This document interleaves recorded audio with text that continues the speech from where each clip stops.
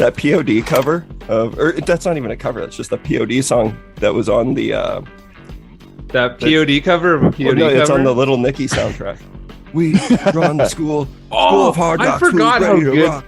Ready to rock. Ready to rock. We run the school of hard knocks. Who's ready to rock? Are you ready to rock? Fuck, those Christians know how to get down. Yeah, with that, let's get rolling. Welcome to the Terror Table for our new metal horror double feature series. It's new metal March, but boy, it's March 19th, and we're recording the first episode. It's still March. Yeah, so and who knows when this is going to actually come out? But I know, yeah, we got a really special one planned today, and I think we're going to make this we're going to do another episode next time. We don't have guests locked down for that one yet, but today's really exciting because we're going to kick this series off strong with the NuDis Colony podcast. We are welcoming first-time guest on the program, Ross Lickteig, who is one of the hosts behind the NuDis Colony, and he claims to know every lyric to All in the Family by Korn off by heart, and he says it's a brilliant song, so take it away. This is true. Say what? Say what? Say what? You better watch your fucking mouth, John. Thank you. Yes, no, hello. This is my claim to fame. The only thing I'm known for, it will be on my tombstone. All the lyrics to All in the Family. Everything. And you support all of it. So wait, on your tombstone, is it the whole all the lyrics, or just that like here lies the guy who knew? No, it's all the homophobic slurs. Yeah, That's just all the I'm gonna, just all those. Over and over and over and over again. Amazing. Well, yeah, Ross, we are stoked to have you here, and we're also very excited to welcome back returning guest of the show. You know him from the Let's Talk About Stuff podcast, as well as the NuDis Colony. But some know him as the guy who fucked up the plumbing in his house after trying on one of his stepdad's condoms when he was a child. It is Brent Hibbard. That's true. You know, we were having an off-air conversation via Instagram, and there was something that got brought up. I was like, did I say this? I guess I would have had to have said that. It's so intricate. No one's going to make that up. You know, I often get in my head about any podcast I'm on where I'm like, I just don't think I'm that interesting. Like, I think about all the times Ross and I have recorded episodes, and he has like a solid story or two on every episode of NuDis Colony. And I'm just like, I can't keep up with that. I haven't had an interesting life, but I guess I have, because I forgot that I mentioned the plumbing and that old trailer house. Not to brag, it was a trailer house. You know, just to quickly mention stories. I was listening to one of your guys' episodes talking about Seven Dust, because I was like, ooh, I like Seven Dust. Mm-hmm. And speaking of stories, you guys talking about working together at a pizza place is who was the one guy who was getting stuck in the machine? Frank. Good old Frank. Frank the Mank. Yeah. I had like a guy I worked with who was like my equivalent of Frank, and I can perfectly picture just that like vacant stare, even though he's clearly in danger. Yeah, it's like, because he had these like thick ass glasses on, and then also a hair lip that was like 80% of his face. So like that stupefied look that he had. It just like enhanced it, you know? Yeah. Yeah. No, you guys, basically what all of this preamble should tell the listeners and the audience is that the NuDis Colony is a fucking amazing podcast. You guys, it's so funny. It's so much fun. And thanks, guys. It's one of the most bingeable podcasts I've heard in a while. It did take me a while to catch up. Like, I listened to it because I've known Brent for a while now, and I listened to episodes as they were coming out, but then I got busy, and then now I have like this back catalog that I've just been crushing through, and holy shit, it's been so much fun. And thanks. Yeah, it's like especially if you have, like some kind of reverence for the new metal years and like all the shitty stuff that happened around that culture, like the podcast is for you. But even if you're not a fan of that stuff, it's just funny, guys. Like it's a great show. Yeah, I kind of want to tag on to that as well. I haven't got through all your guys' episodes, but I started listening as well. And yeah, aside from you guys being hilarious, I like that you guys actually take the time to talk about the albums. Like I understand that by and large, it has not aged well. and it probably wasn't that great when it came out. Like you guys are talking about Cold Chamber. Yeah, like Cold Chamber has not aged well. That was a tough one. But yeah, but I really appreciate that you guys take the time to actually like listen to it and, you know, give it props every once in a while, because there, you know, there is some stuff in there. There's still. some really, like, that's the thing is, you know, we joke about it all the time, and like this is going to be a fun ass series to just talk about this time in history that correlates with horror, weirdly enough. But there is some amazing music in this as well, and it was like, you know, like you can't debate that Got the Life fucking is the jam. Like, you can't. It's so good, and it punched through to the mainstream. It was on TRL. It eventually got retired, which is a thing they didn't think they would have to do. But Carson Daly, in his infinite wisdom, was like, we can't do it. We can't do this anymore. It's like the same thing over and over. Number one. And this is at a time where boy bands and, you know, Britney Spears, Christina Aguilera, they were like top tier, you know, pop music entertainment at that point. And yet somehow Korn busted through there with their dreads and clicky basses. Clickety clacks, the Adidas tracksuits, and of course Fred Durst being a douche on stage and always shouting out, like calling out NSYNC and shit. Well, I mean, like it's pretty easy to figure out, and I'm surprised no one else has caught on to this. It's like, okay, who's got bagpipes in their music? Come on, guys. They're like, I don't know. One band's got it all. That's the thing about nu metal is, as we're going through, and I need to go back and catalog all of the weird instrumentation or atypical instrumentation for nu metal bands. But yeah, you've got a lot of stuff in there. You've got, like, you know, the turntables people are familiar with, but you've also got the aforementioned bagpipes. There was like a tuba or something like that on that System of a Down song that fucking rules. Never made a bad album, by the way. There's not one bad System of a Down album. There's only like 4 of them, but yeah, they're all great. Some song on Snot's album that has a banjo. Like, it's more eclectic than people realize. So that's something to kind of like wade into. But yeah, like some of these bands I'm familiar with just from like 1 or 2 albums. So I'm looking forward to branching out a bit further. We've done a couple of episodes on Deftones albums, and Around the Fur was kind of my stopping point. Not for any reason in particular. I just didn't keep up with it. Oh my God, you have so much good shit ahead of you then. They just get better. I know. Deftones, that's Buzi's favorite band of all time. So I think when you continue with Deftones, consider Buzi, and don't consider me. I demand to be on the hot chocolate starfish and the hot dog flavored water episode. I demand it. All right. Yeah, because you guys already did Dollar Bill. So I have to kind of just set the mood, I guess, for our listeners. So you guys grew up heavy when nu metal, like that was your formative years, right? Because you guys are a couple of years older than we are. Like formative for us was very much like young kids watching, you know, pre-puberty, pre-circumcision. Yeah, exactly. Like, you guys do it weird in Canada. Yeah, like we were watching the Little Nickies and listening to those soundtracks, because for some reason every party in the like early 2000s just listened to metal instead of like party music. Yeah, everyone was sad. It was like, and it was gothy, but they were like so hyped about it. I don't know, like so anyway, yeah, just kind of maybe give our listeners a little bit of what nu metal means to you, and maybe what these kind of films growing up were for you guys. Yeah, and like obviously we're going to cap the episode off with a big discussion on both Queen of the Damned and Dracula 2000, 2 fucking heavy hitters right out the gate. But you can of course talk about save like the thoughts on those for later. But let's talk about the nu metal part. How do you feel about nu metal overall, growing up with it, that sort of stuff? Well, I was just going to say, Buzi, to your point about how you would hear nu metal at parties and whatnot.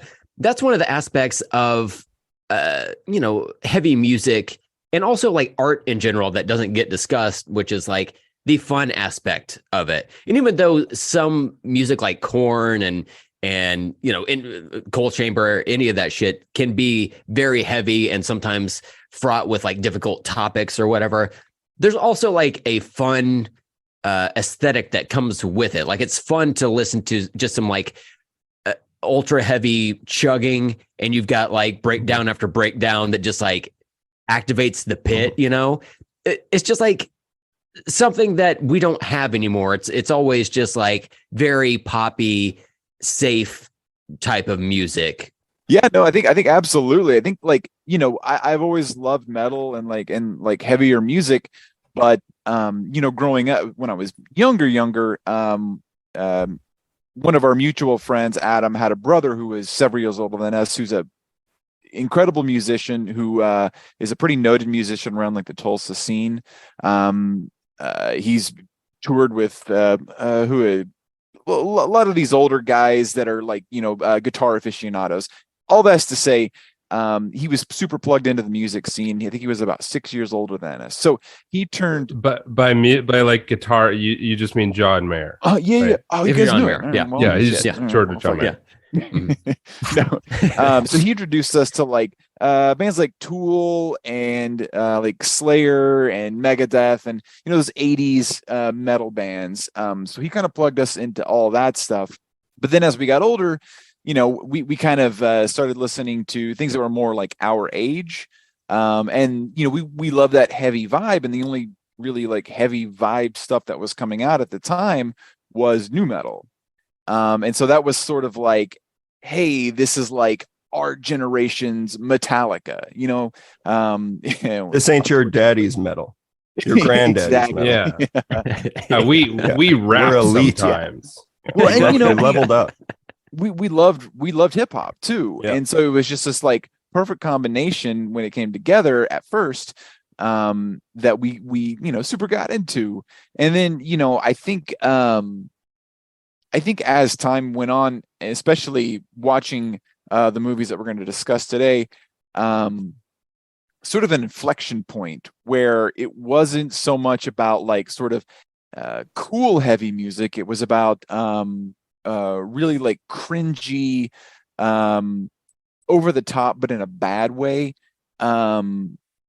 approach to like heavier music. And so it really, I don't think there's ever been a musical style like sort of like come up and then just fucking like crash and burn as hard as nu metal was. Because really looking back, especially when we're going back, like the early days, like Korn and again Limp Bizkit, and you got your Seven Dust.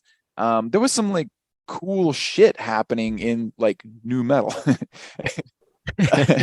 And Mitch's Fred Durst Sorry, background. this should have been up from the get-go. What Yes, is my my God. Sunico? Sorry, I didn't mean to derail you, Roach. No. I love seeing his face. Sunico is a convenience store chain. It's like a gas station chain in the States. I don't know. We just know Freddie D rides for Seneca or whatever it's called. Yeah. But yeah, then nu metal just fucking crashed and burned, man. I mean, it was gone. I'd say about like 2000, 2001, it had become a joke, you know. Yeah. But from those sweet years of when was Korn's first? 94? 94 was the self-titled. Yeah. So No, wasn't it No, 95? 94. 95 was Life is Peachy. Oh, because I thought it was a year after Cobain died.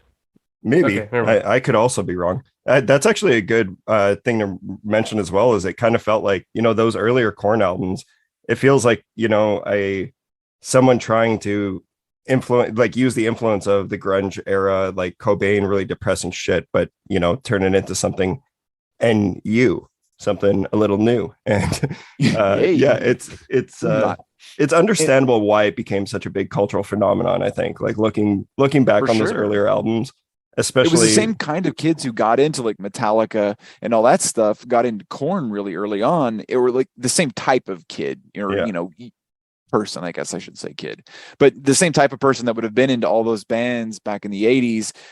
Here comes Korn, and it's like, holy shit, this is like our Metallica, this is like our Slayer, which seems insane to say now, but really, if you strip away all the shit that came after that, it's really easy to see how Korn kind of like fit that niche. Yeah. But Metallica like and Slayer combined have never written a song as good as Boiler off of Chocolate Starfish. Boiler is an incredible joke, song. but it's the truth. Yeah. Maybe you don't, because that song fucking slaps. It's so good. That's like the depressed white guy anthem. Spoiler. It's so good. Oh my god, there's so much to talk about. Yeah. He's a big boy. Yeah.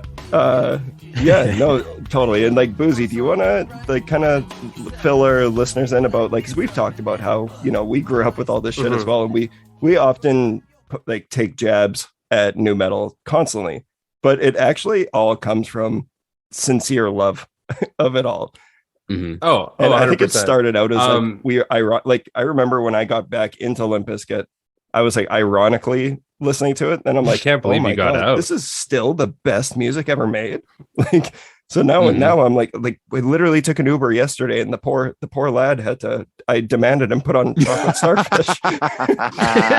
It was like a 25-minute ride, so we got like halfway into that album. That's amazing, buddy. No skips. No skips. There's no skippable song on that album. It's perfect. You're right. So I think I guess I'll speak a little bit for Mitch as well as myself, and then he can kind of jump in when he needs to. For us, nu metal was a pretty big deal just because of it fit hand in hand with all the new horror movies that were also coming out that for some reason were just jam packed with that kind of stuff. I don't know. There was a sweet spot, I guess, in the 2000s, early 2000s, late 90s, where like every movie had to have like a fucking awesome soundtrack and had to have a ton of bands on it. It wasn't like they had one or two singles and then there would be like the soundtrack, you know what I mean, like the composed soundtrack. It was just jam packed with metal, which was like a huge thing. So I feel like that was very formative for a lot of us, as well as like I'll speak for myself on this one because it was such a big thing, but like wrestling was so tied in with nu metal as well. I think exactly. So I think that's like how I think those things really helped nu metal as well capture that angst, because you're being served this stuff, and so much of it even crossed over. Like I really like Tonight the Stars Revolt, like Power Man 5000, and that album had a ton of crossover. I think it was Mystery Man it was in, but like, oh my God, Mystery Man on like, yeah, dude, it was played on like mainstream radio and shit. Like it got huge, and yeah, like you were saying about the Korn stuff. And but, shout out Spider One, yeah, listener of NuDis Colony. Hey, yeah, shout out. You listened to an episode. The spanker of NuDis Colony. Literally, yeah, the first person absolutely. to comment on any of our social media was Spider One. I think It was a slow Didn't day like at the Power Man office. Yeah, I know. Right? He was definitely listening or searching his own band name. Yeah, they're like all these people are fucking like that's something that, you know, also people like to pretend like they're terrible at their instruments, but they're not. Like if you know anything about actually like music in general, you can tell that like some of these bands are so fucking talented. Other than Cold Chamber. I was will gonna say, say, I can't name a single Cold Chamber song. I don't think I ever listened to them. Big Truck. Loco. Yeah, I don't think I listened to any of them. Big truck. Rowboat. No, but yeah, for me, like, because we've talked about it a lot on the show, and I'm sure more is going to come out as we continue the series. But like, I can look back on, you know, I was in a band for 15 years, and it was a metal band, and that's how Buzi and I got to know each other. And it was a heavy metal band, and that all stems from one album that absolutely changed my life, and it was. I think I've told the story on the show, but my very first concert I ever went to was Britney Spears. I was like 7 years old. And I was like, I remember going around the classroom and like everyone was kind of making fun of me because I was stoked that I had Britney Spears tickets. I'm like, yeah, but she's so hot, dude. She's so hot. Yeah. I was 7 years old. I liked her music. She's got big old boobers. I had no sexual attraction to her at all. I was 7. I liked the music. I had Backstreet Boys posters in my room. NSYNC posters. I was obsessed with the Moffats. That's funny. Whoa. Seriously? You were in the middle? Yeah, I'm dead serious. I loved Backstreet Boys and the Moffats. That was my shit. No, but you said NSYNC too? You weren't like team one or the other? Yeah. Was there like a gang war with that, or were they all cool with each other? Like absolutely, Backstreet Boys lay NSYNC to waste every day of the week. Like there's just no debate. But my sister, this is like the most 90s nu metal story ever. Now coming to think of it, I got home from Britney Spears. My dad took me, and it was just a miserable experience for him. He fucking hated every second of it. We had like nosebleed tickets, so we actually had to buy or rent binoculars to be able to see her. and it was like, and my dad's a guy who like he ditched his high school graduation to drive across the country to see Led Zeppelin. Like, so Jesus. he has no interest in seeing Britney Spears. Your dad's cool. And then, but I get home and it was my sister was having like a sleepover with all of her friends. And get this, they're watching The Crow. So it's like, this is the most they're watching The Crow. And then I have my poster for Britney Spears and the Baby One More Time CD. It was like that era. And my sister told me that she's like, if you give me that and let me throw it in the trash, I'll give you a bunch of my CDs. And then at that time, she gave me Slipknot self-titled. And that was like, dude, you got jumped right into the fucking game. Me, I still like, I know a lot of people like Brent, you and I, we've talked about this. That was your favorite band forever. And I know you've kind of grown out of them. Mm-hmm. I have as well. Like, I like to say that I don't hate the new album, but I also don't know if I've heard it front to back. Like, I don't go out of my way to listen to it really. But the first like 4 Slipknot albums are still so amazing. Like the self-titled and I think Iowa is probably my favorite. But like those albums were just like, it rewired my brain. And then with that came like, you know, that's when I was getting into horror movies and I had like a Chucky shrine in my bedroom. I was a very strange kid. And like one of the first CDs I bought was the Bride of Chucky soundtrack, which is just all new metal. Yeah. Like it opens up with fucking Rob Zombie, Living Dead Girl or whatever. And it was just it was huge for me. And then obviously I went on to like that year I went as Fred Durst for Halloween. I'm trying so hard. Like, dude, my mom was a hairdresser, so she'd go all out for Halloween. That's another reason why I'm such a weirdo with the holiday or with Halloween. And I said I wanted to go as Fred Durst, and Nookie had just came out. That was my anthem. I remember we were listening to it in a hockey locker room. Wait, how old were you? Dude, I was like 8 years old.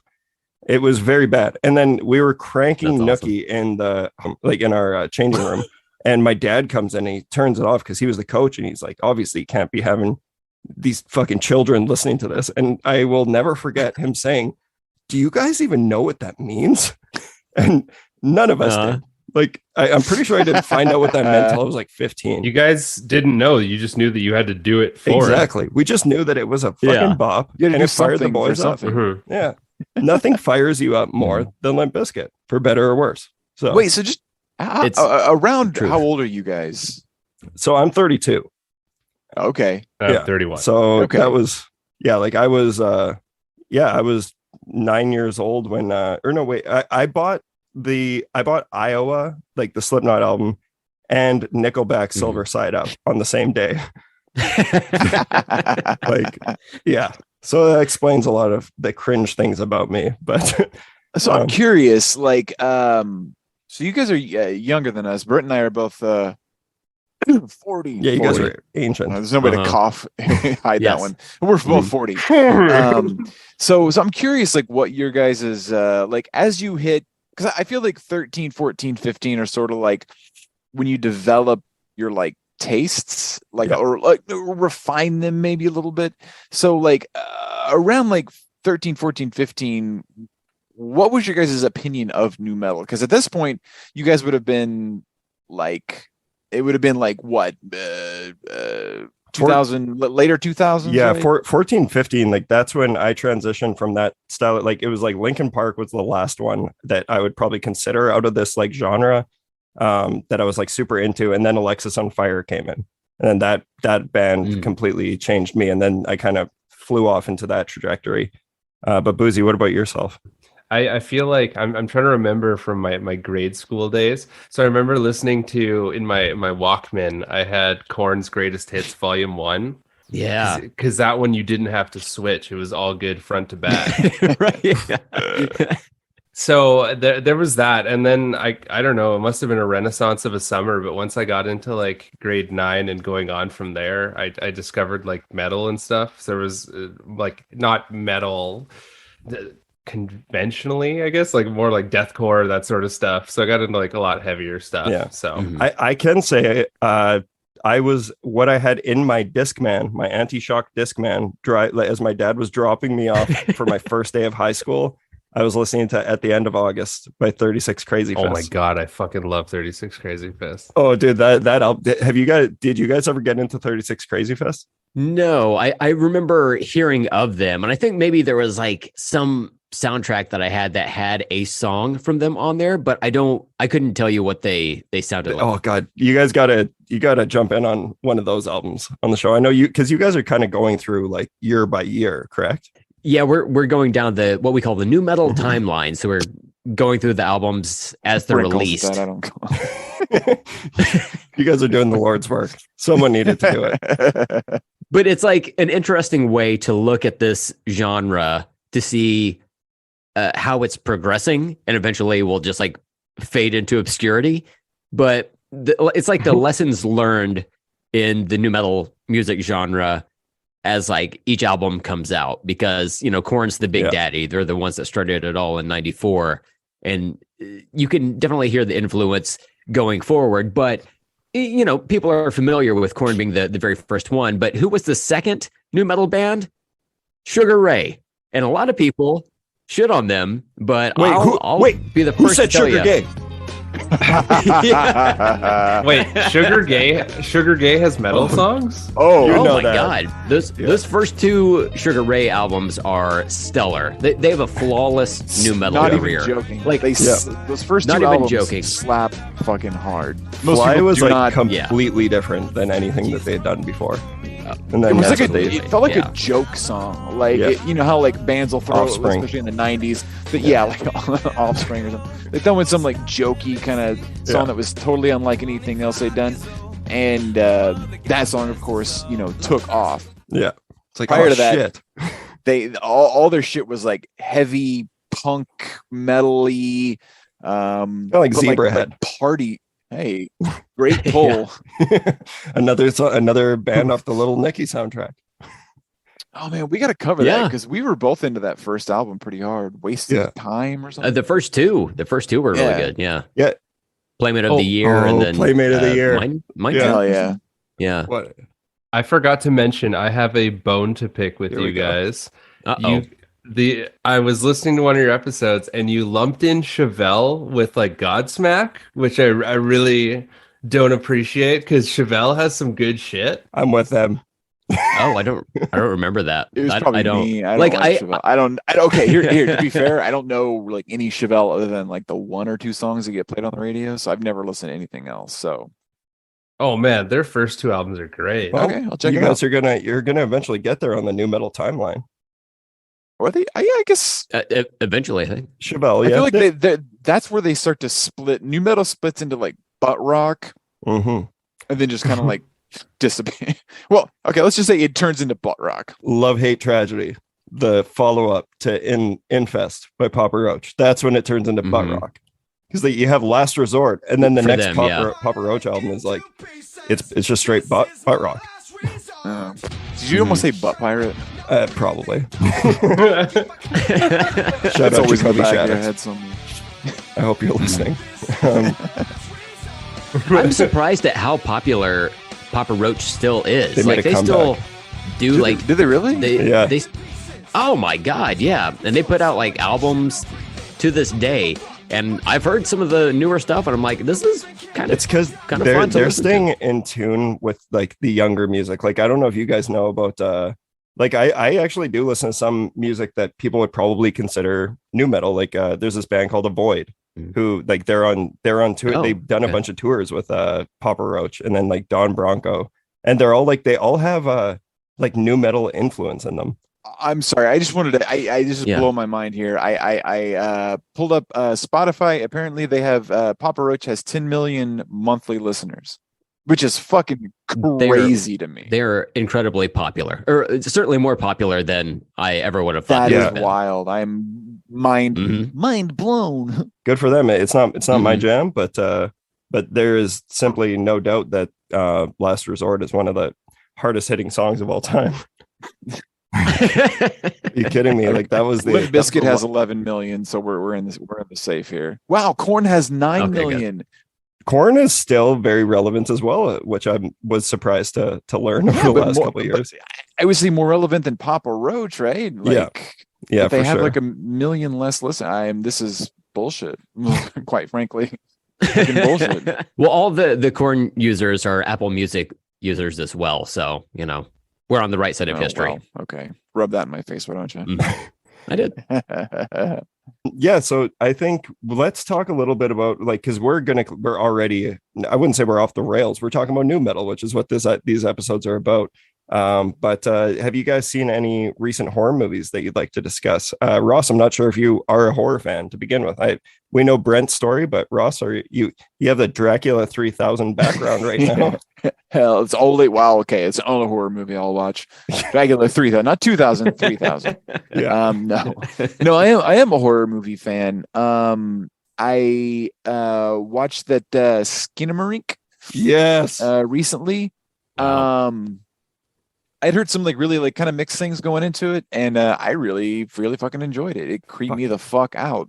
Yes. I watched it late at night by myself with all the lights off, and I could see where people wouldn't be into it. Have you guys seen it? Yeah. Buzi despised it. I had it in my okay. top 10 of last year.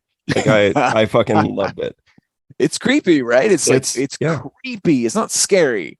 It's creepy. It's one of the only movies that has creeped me out in a very long time. And I think it's like you said, I can understand completely how it wouldn't be for everyone. I cannot imagine Brent getting through that whole movie. I want you to try, because it's bored out of your mind. And that's not it's not even that's what I totally understand why some people wouldn't be into it, because it really is just corners of rooms for 4 minutes at a time. And it's really lo-fi grainy footage, but by the end of it, I was creeped out. It reminded me of having a sleepover at a friend's house, waking up in the middle of the night and not knowing where the fuck I am, where my parents are. And that was my earliest memories of fear. Yeah, truly. You nailed it. I think that especially the bit about, waking up at a friend's house on a sleepover, and, you're strange place, lights. You don't want to turn any lights on, so you can just barely make out little. Yeah, your sweats are pissed on. Trying to find the bathroom, you're, creeping through a hallway. It really unnerved me. Let's see. I've got Barbarian on my list. My wife, she can handle a little bit of scary, but not too much. I think Barbarian would be too much for her. It's pretty so that's intense. what I'll have to watch on my own. So there's a lot of movies I have stacked up that I can't watch because my wife. Not for everyone. Barbarian is oddly enough, it might be. I know a lot of people who aren't into horror movies where that one kind of works for them, because it has I don't want to spoil anything for you, but it eventually becomes something more fun than scary. Yeah. Okay. I know some bits about it, but oh yeah, I loved Barbarian. Barbarian was tied for 2022 movie of the year for me. Wonder Woman 84. Is that your other one? That was 2021. Idiot. No, it's Barbarian tied with Rescue Rangers. Were my two favorite movies of 2022. That was both fantastic for different reasons. Brent, have you seen anything recently? I've just got one movie that I want to mention, which is it's a anthology movie called All Hallows' Eve from 2013. Ross, we did a Halloween episode last year in 2022, and he had mentioned Terrifier, I think. Is that right, Ross? You mentioned either Terrifier 1 or 2 that you had seen, and you didn't care for. So I was like, okay, well, let me give it a shot. So I went back to the source to watch All Hallows' Eve, because that's when my good friend Art the Clown debuts, from what I understand. So I thought, let me go back to the beginnings to see what he has going on. And it's one of these situations where these two kids are in a living room on Halloween night, and the babysitter sees that there was a VHS, a mysterious VHS that was in with their Halloween candy or some shit. So they put it in to start watching it, and it's just these different creepy scenarios. And Art the Clown is the kind of the host of the video or whatever. And I thought it was fun. It's anthologies are kind of hit and miss almost all the time, and every form of media, whether it's like movies or comics or TV or anything like that. It's just you're gonna like some of it, you're not gonna like other parts of it. And that was kind of my experience, but for what it was, I thought it was okay. I'm looking forward to watching Terrifier 1 and 2. Ross, have you seen Terrifier 2? They seem Okay, so and totally respect that. I know Buzi wasn't crazy about it either. I didn't really care for All Hallows Eve or Terrifier, and Terrifier 2 was my like number 3 or 4 of the year. Shit. See? I Yeah. fucking loved it. Yeah. But it's like, I don't know, for me, it's the creativity that went in behind it, and like it's so much fun, but it's so over the top. I'm gonna be very curious to hear what you think, Brent, especially if like you enjoyed All Hallows Eve. It wasn't like groundbreaking cinema or anything like that, but it was just like, you know, it's kind of like a fun thing. And I watched it over the course of maybe like 3 nights during a week. So the one thing I do like about anthology movies is like you can watch a, 15, 20-minute segment here, stop it, come back to it the next day, continue with it or whatever, But I just think Art the Clown looks so fucking cool. He seems like he stepped out fully formed in that movie, So I'm looking forward to see what kind of hilarious shenanigans he gets up to with tricks in his poop. the next movie. Are you guys afraid of clowns? No. No, I just don't like them. I'm annoyed by them. Like it's not that I'm scared Yeah. by them. I find them annoying and stupid. I find them offensive to drag. That's a fair point. I don't know, like who saw a clown out in public and like I'm gonna approach him. Nobody. Mhm. Can you imagine having a clown come to your birthday as a kid like that? I would just be pissed because it is. Yeah, I find him annoying as well. Because you can't even like have a conversation. Like, hey, what are you doing? He'll just stare at you. Mhm. Well, it depends. There's some talky ones. Like John Wayne Gacy was kind of a talker. And that's why he was an unsuccessful clown. I Yeah. think we can So all was the agree. Violator. Oh my god. Yeah, the Violator shout out, Leguizamo. which in another new metal movie. Hey, there's another. Well, I guess it's not quite a new metal. It's got some new metal Korn's in it, so that soundtrack. Yeah. The Are you talking about soundtrack. Spawn? Absolutely. Oh, yeah. I had that soundtrack. That Spawn Fucking soundtrack was loaded loaded. with You metal. telling me there was a kid wearing a Spawn badass shirt that wasn't listening to Korn at the exact same time? I had a Spawn hockey jersey that you could Yeah, of course you fucking order out of the yeah. back of a Spawn comic, and it's just like a hockey jersey with like the giant Spawn, circle thing on there. And I think we just talked about this on our podcast. I wore that like I had it in like middle school, and I wore it like 3 days out of the week. Like I would just like wear it constantly. That was your fit. You were like, this is it was it. my uniform, man. And I got made fun of a lot for it. People be like, sperm. I told you I was sorry for that. Huh? Yeah. They called you Because sperm? Spawn. That's hilarious. It was a small Oh. town. What are you gonna do? See, I'm pro bullying. Like you turned out great. Yeah. turned Yeah, you're out doing great. fine. I was bullied super hard. If I wasn't, I think I'd be a complete fucking loser right now. He says Which I is guess I still in am. front of Fred Durst screaming at a Sunoco. I was very Fred Durst on a podcast. I was very concerned that you didn't know Mitch. It's like, oh wow, somebody's gonna have to Buzi's gonna have a talk with him. He's gonna let him know. Hey, after we're done recording, we're gonna have a little chitty chat here about our expectations. On the topic of Spawn, though, while you mentioned it, I did write down an amazing factoid that I learned from the NuDis Colony, which was because obviously we're going to talk about Queen of the Damned, where the film score was composed by new metal pioneer Jonathan Davis of Korn, who thanks to the NuDis Colony's latest episode, was described as Todd McFarlane, Spawn creator / full-time psychopath, described Korn as the 90s version of the Doors. Mhm. Yeah. The audacity to have those words Makes me come out of your laugh so Hey, hard. he's one of your boys. He's a Canadian. He's transplanted down here. We'll give him back. Hey, No, you guys Man, can I'd rather listen to Take 'em. Korn than the Doors any fucking day. it's a good point. amen, brother. Riders of the Corn. I feel like we're only defending the Doors because they sell their shirts at Walmart. Fucking Riders of the posers. Corn. Oh my god, we should just This is We should just wrap it up with Riders of the Korn. That was incredible. We're gonna steal Mitch. that for our- Wow. I'll be here all night.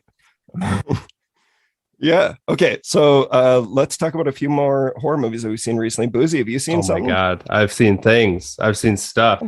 So the first one I'm going to talk about is from, oh God, what year is this?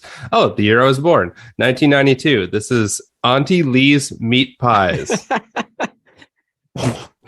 Come again? Auntie Lee's Meat Pies.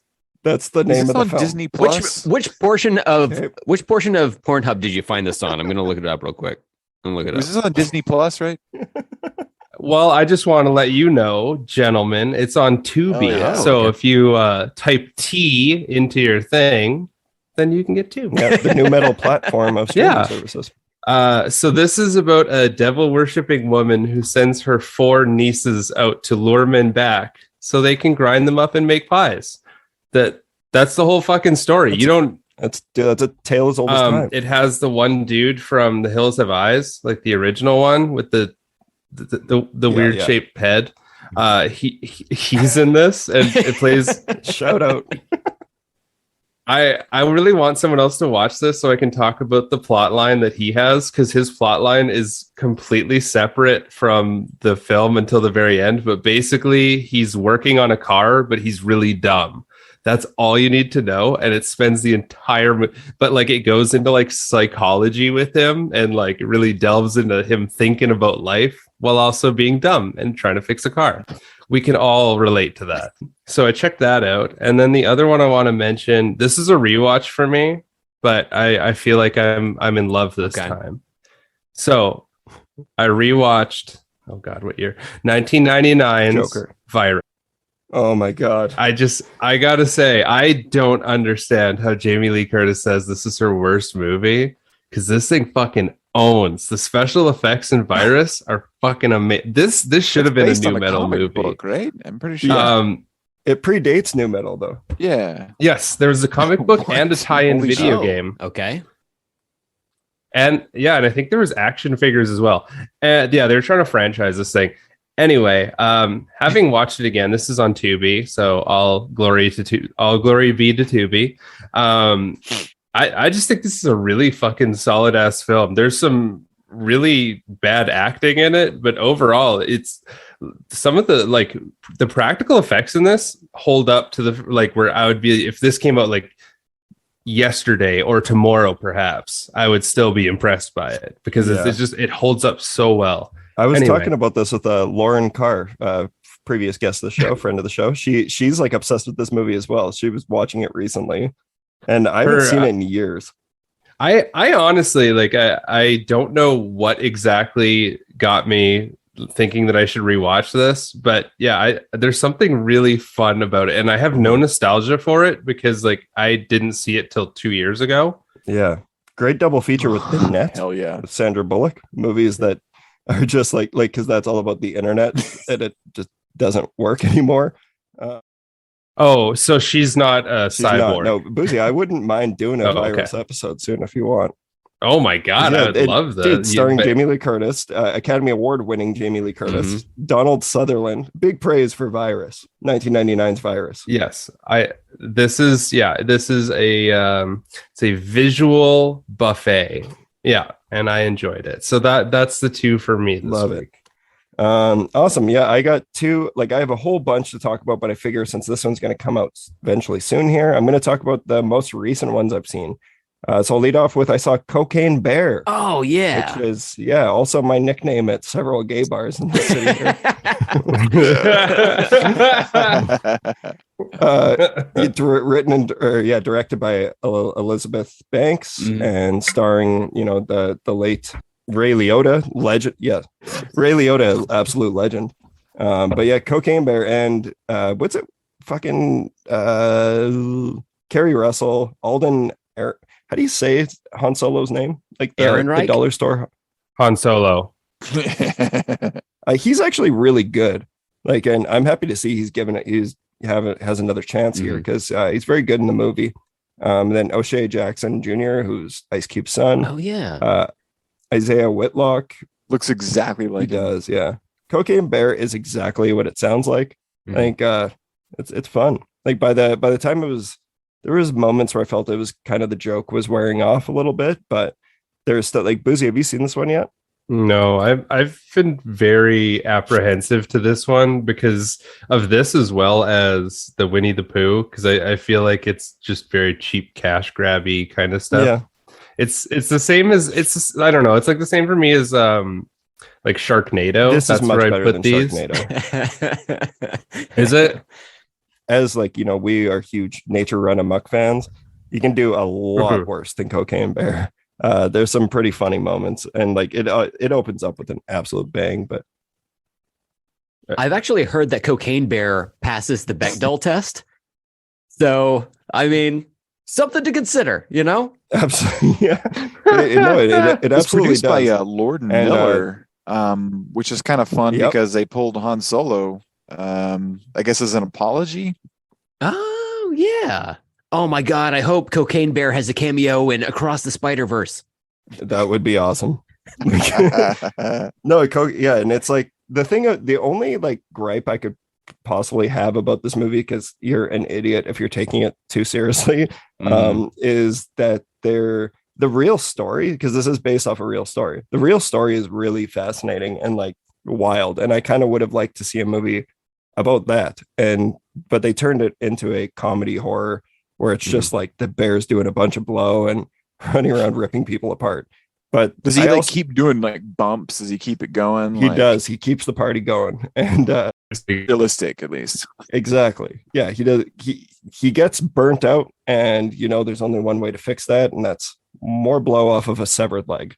So it gets that's his Popeye spinach. That's exactly it. Oh, okay. It's Winnie the Pooh and honey, but instead of the honey, you got cocaine. So what's the violence like on this? Like it's extreme. Yeah, is it actually gory? Oh yeah, it's very gory. And I was surprised by it. Like one thing, you know, obviously I'm not one of those people who just shits on VFX, but you know, we've been spoiled with movies like Backcountry that show like a real bear attack, and it's like that's how that is a horrifying sequence, and it was shot so well by Adam McDonald. And but this is clearly it's taken a completely different approach. But I was surprised by how good the bear actually looked throughout, and like it fits the campy nature of the movie. So I think this is going to be one that it's not going to be for everyone, but it's exactly how it sounds. So I just love that there's a movie that has the name Cocaine Bear in the actual title. It's not like censored here in the States or Canada, obviously, but like it hit so hard that it's still in theaters, and it was referenced on the 2022 Academy Awards like a couple of times. You know, Cocaine Bear was there in attendance. It beat out Shazam, didn't it? Or it topped Shazam in some way, which I think is great. I mean, you know, is that like a hard thing to do at this point? You know, as long as it beat out the Rock's movies, whatever he's done recently. No, yeah. So Cocaine Bear, it's a solid 2.53 for me. Like it's just a 50%.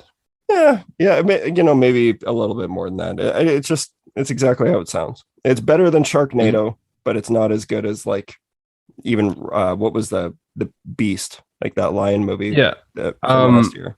Did they set it up for a sequel? Oh, the Idris Elba? Yeah. Wild or something like that? Beast. Yeah. Beast. Okay. Yeah, that's a good ass movie. Kind of shit. Yep. Is it? Did you say it was bad? No, it's good. Oh, I like it. Good. I was like actually looking forward to that. Like, I love Idris Elba, and him fighting a lion sounds fucking radical. Yeah, it's like that movie plays it very straight faced. So the Cocaine Bear is clearly a comedy from the get go. So very different approaches, but always love watching nature rip people apart. So who's got one more? Anyone got some more?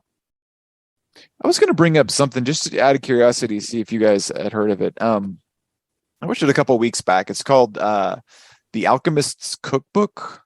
I still have not seen it. And that was our previous host of the show, Diego. He fucking loves that movie.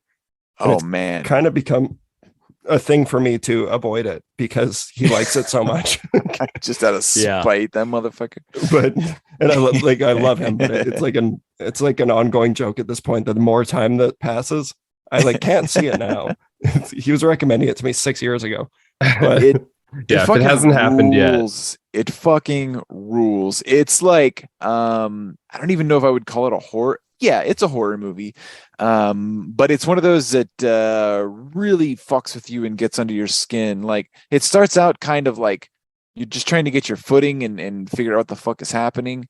But then there's like a midway point where shit goes weird, and then shit keeps getting weirder and weirder, and it doesn't let up, and it's just this quiet. It's like SKINAMARINK in some ways, in that like it'll sometimes just be a long shot, and your eyes kind of play tricks on you. You're like, am I seeing something? Love that down in there, and it just keeps building and building and building. It is a very, very, very fucking strange movie, but it was made for like a budget of like $9,000. Like Amazing. They literally shot it out in a trailer out in the woods, and it stars like one person, and then like a couple things show up, which I assume are, I don't know, not to give away too much, but yeah, it's very very fucking creepy, and it's got a black lead, an African American lead, which is nice to see. And it's not Idris Elba though.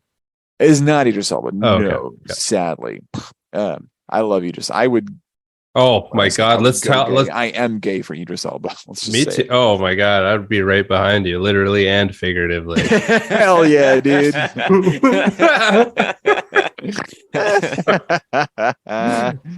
And which. Amazing. No, I'm actually I am gonna bump this up to the top of my list to watch. Dude, it'll fuck with you. Especially there's like one or two scenes in there that really. Have you guys ever seen The Witch? The Vavavitch? Of course we had. That's one of Mitch's favorite movies. Got a little bit of that vibe going on too. Just a sort of like desolate out in the woods. Brent's holding up his toy. It's a little Black Phillip. And I got the Mitch has one Witch too. poster right behind me. And I got the hell yeah. See, I shamefully covered it up with Fred Durst, but he's back. And I have a live goat somewhere in my house. So we all love goats. Wait, seriously? Wouldn't that be really sweet? That would be. Canada's not that weird. That's Saskatchewan things.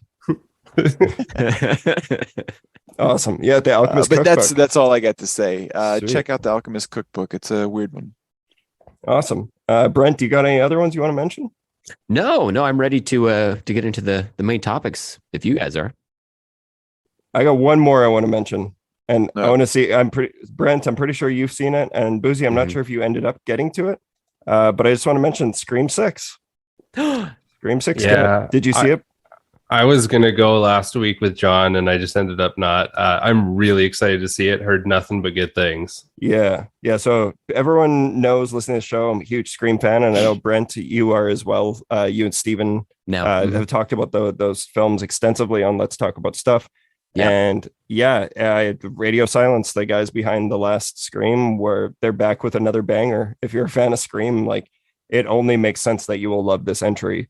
I had a ton of fun with it, and I've talked a lot about how I was never interested in a Scream movie without Sydney. Like, that just wouldn't feel right for me. And then they absolutely made me eat my foot, because like you barely missed her in it. Like, the movie is that good. And I guess like it's that good if you're a fan of the Scream formula. If you like these movies, it's just more. It's one of the stronger ones. I think it's like my second, maybe third. It's like definitely my third favorite of the franchise. Might be my second after another watch. So Wow. I could see it. It's very good. I saw it on this past Friday night, so it's been out for a week. But then the theater I went to was at about 80% capacity, and which is nice to see on a horror movie. Yeah, especially on a weekend when that piece of shit Shazam: Fury of the Gods came out. Why do you guys hate know. Shazam so much? No, it's fine. I just I like to tease DC. I don't hate it. But The, Brent hates it. I think I'm indifferent towards it. but yeah, I really liked I like Scream 6 quite a bit, and it's I recorded the episode about it earlier today, and both me and my friend Steven fucking enjoyed the shit out of it. It's done so well, and it feels like Scream, but it's in a new place altogether. But that helps to enhance the flavor of it, I thought. It's so weird that's missing it's missing Woodsboro and Sydney, and it still feels so authentically Scream.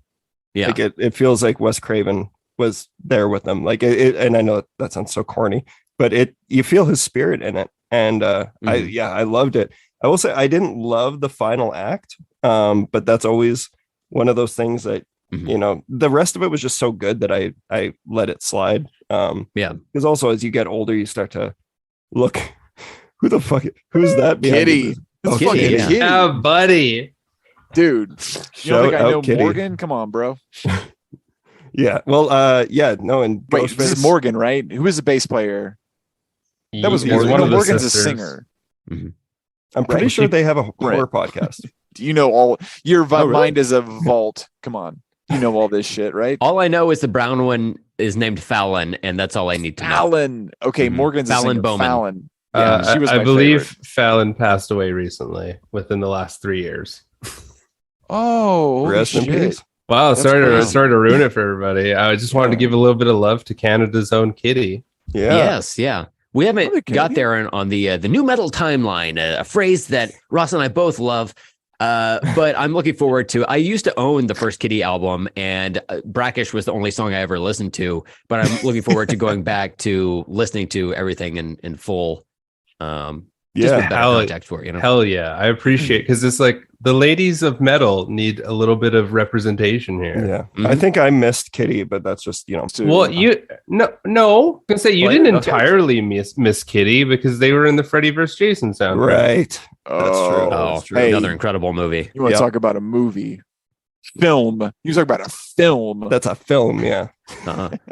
I have the Criterion Collection version. I saw that like last month in a sold out theater at a midnight screening, and it was so much fun. Yeah, Vancouver rules for that because it was it's all shot great. out here Damn. too. So it was like a lot of the Hell yeah. I fucking love that piece of shit. That's great. Yeah, Um, it's so good. Sorry. Before we get too far away from it, did you guys see what I posted in the chat there? What is this? There's a It's your wiener. Yeah, the dick pic is little. It's my dick. No, the Scream movie poster. Are you guys seeing that? You guys see the shit? So I see the virus comic that you posted, which is the Dark Horse comic. Yes, I see that cover, and then underneath that is the Scream 6 poster.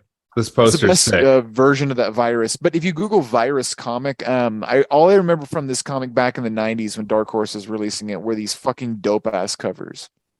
Interesting. So, Oh, I I would love highly that recommend Scream poster. Google virus, and also that Scream poster fucking slapped. The Scream, like the marketing for this new one has been so good. Like there's so many awesome posters for it. Like then there's the main one that just looks like a CW show. But then there's ones where it's like you see the network of like the train network underneath New York City, hashtag Montreal, and it makes like Ghostface's mask. Oh, I fucking love that poster. Wow, that's cool. Huh. I haven't seen Big, that one. big awesome. fan of things that become other things. Big fan of that. Yeah. Oh, totally. yeah. Real quick, before we get off the topic of Scream 6, I remember seeing the initial teaser trailer, but not the actual trailers, I guess. Scream is one of these franchises where I'm like, I know I'm going to go see this movie. So I kind of wanted to see a teaser, get the tone for it, and then kind of move on. You're you like, know? trailer, not necessary. Not necessary. My ass is in that seat. My wallet is empty. It's all going to be fine. But I remember seeing that teaser where it's like a clip of the train scene, you know, where you see the ghost face look around. In the movie, I feel like I haven't gone back to rewatch the teaser, but in the movie, I feel like it's more in depth about the other costumed people in it. Yeah. Well, I think it's longer. Yeah. But oh my God, there's so many wonderful like cameos just by like people wearing costumes or whatever. But oh my God, it's so fucking good, dude. It's so exciting to see all the visual representation of all these like horror icons in this like finite space in this other iconic horror franchise that's been around, that predates all of them. Like it's so cool. Yeah, like there's like the Bride and Ready or Not, which is you know their other movie, and the Babadook. Like there's so many little great Easter eggs in that movie. Yeah, the people from goddamn, I wanted to say Up from Us, the family from Us. Yeah, that was awesome. Is represented there. It's good. I cannot believe how good Scream 6 was. I fucking love it. There are moments where like, and it's in the trailer as well, but like the convenience store scene fucking blew me away. Yeah. I'm a big fan of slashers using guns because it breaks the rules.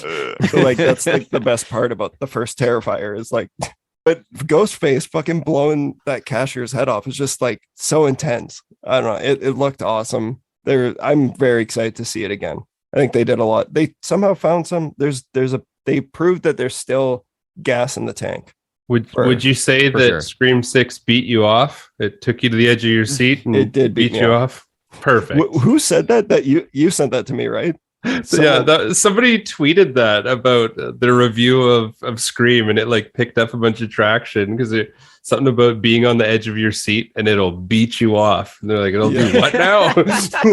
Have you seen that clip of it was Dan Stevens who was doing press for The Guest, and he was on like a morning show. It was like Good Morning America or whatever, and she was like, this is such an amazing role. Like you must have had to beat off a lot of other guys to get this role. And Dan Stevens is just like, he can't keep it together. And she's like, she doesn't realize what she said. I love how immature and how us men, we never learn. We just never learn. Speaking of which, in Scream 6, one of the actors' name, Jack Champion. So evidently he won some sort of award. So congrats to him. Jack the young Champion. I used to work for a arena. We did we had like big music acts and stuff come through. Shout out Madonna. I was listening to that story today. Fucking hell. Fucking hate Madonna for that. I mean, ignoring all the other shit she's done. Personally, she's affected me. But no, our general manager, who was like the bigwig, who's like in charge of a ton of people, she comes in and we're having like a huge meeting with all I was a director, so it was like the upper level professional. Like I'm stressing like this was like supposed to be a very professional meeting, and we had one of the promoters for, I forget who it was, but it was like a bigger promoter, and she's talking. We're having like a big meeting, and she keeps saying, I feel like these guys are just jerking us off. They're just jerking us off here.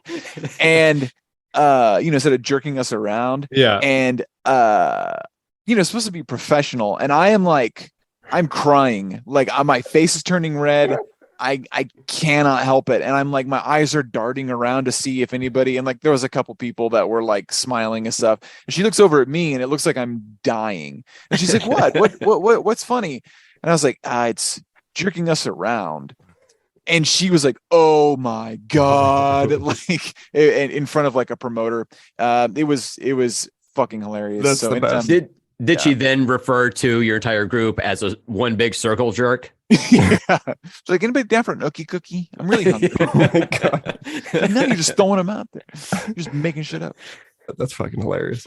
Anyone else have anything they want to chat about before we move on? I think we're good. Hey, like we want to get to the we got some 2 heavy hitters coming up here. So we're going to take a brief little break here, and then we'll be back to talk about Dracula 2000 and Queen of the Damned. If true evil cannot die, is there a chance that it can forever be contained?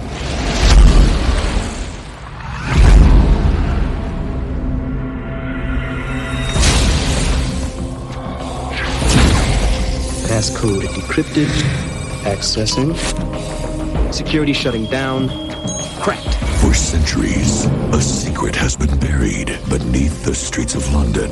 You don't build this kind of security without a gold mine to hide. Something ageless. What the hell is that? The Holy Grail, the Golden Fleece, the crown jewels, whatever it is, it's inside. Something powerful. Something beyond your deepest fears. What just happened in there? He is possessed of Who? Dracula. Not myth, he's real. I assure you. I don't want to die. There are worse things than death.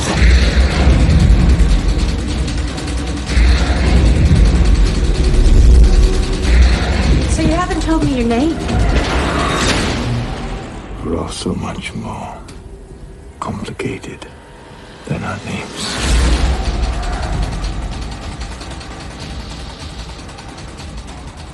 And welcome to our main feature presentations, where we are doing a double feature with the NuDis Colony podcast, talking about two heavily, what's the word I'm looking for? Both of these movies sport a very heavy nu metal theme throughout them, and their soundtracks loaded up to the brim with nu metal. We are going to be talking about Dracula 2000 from the year 2000 and Queen of the Damned from 2002.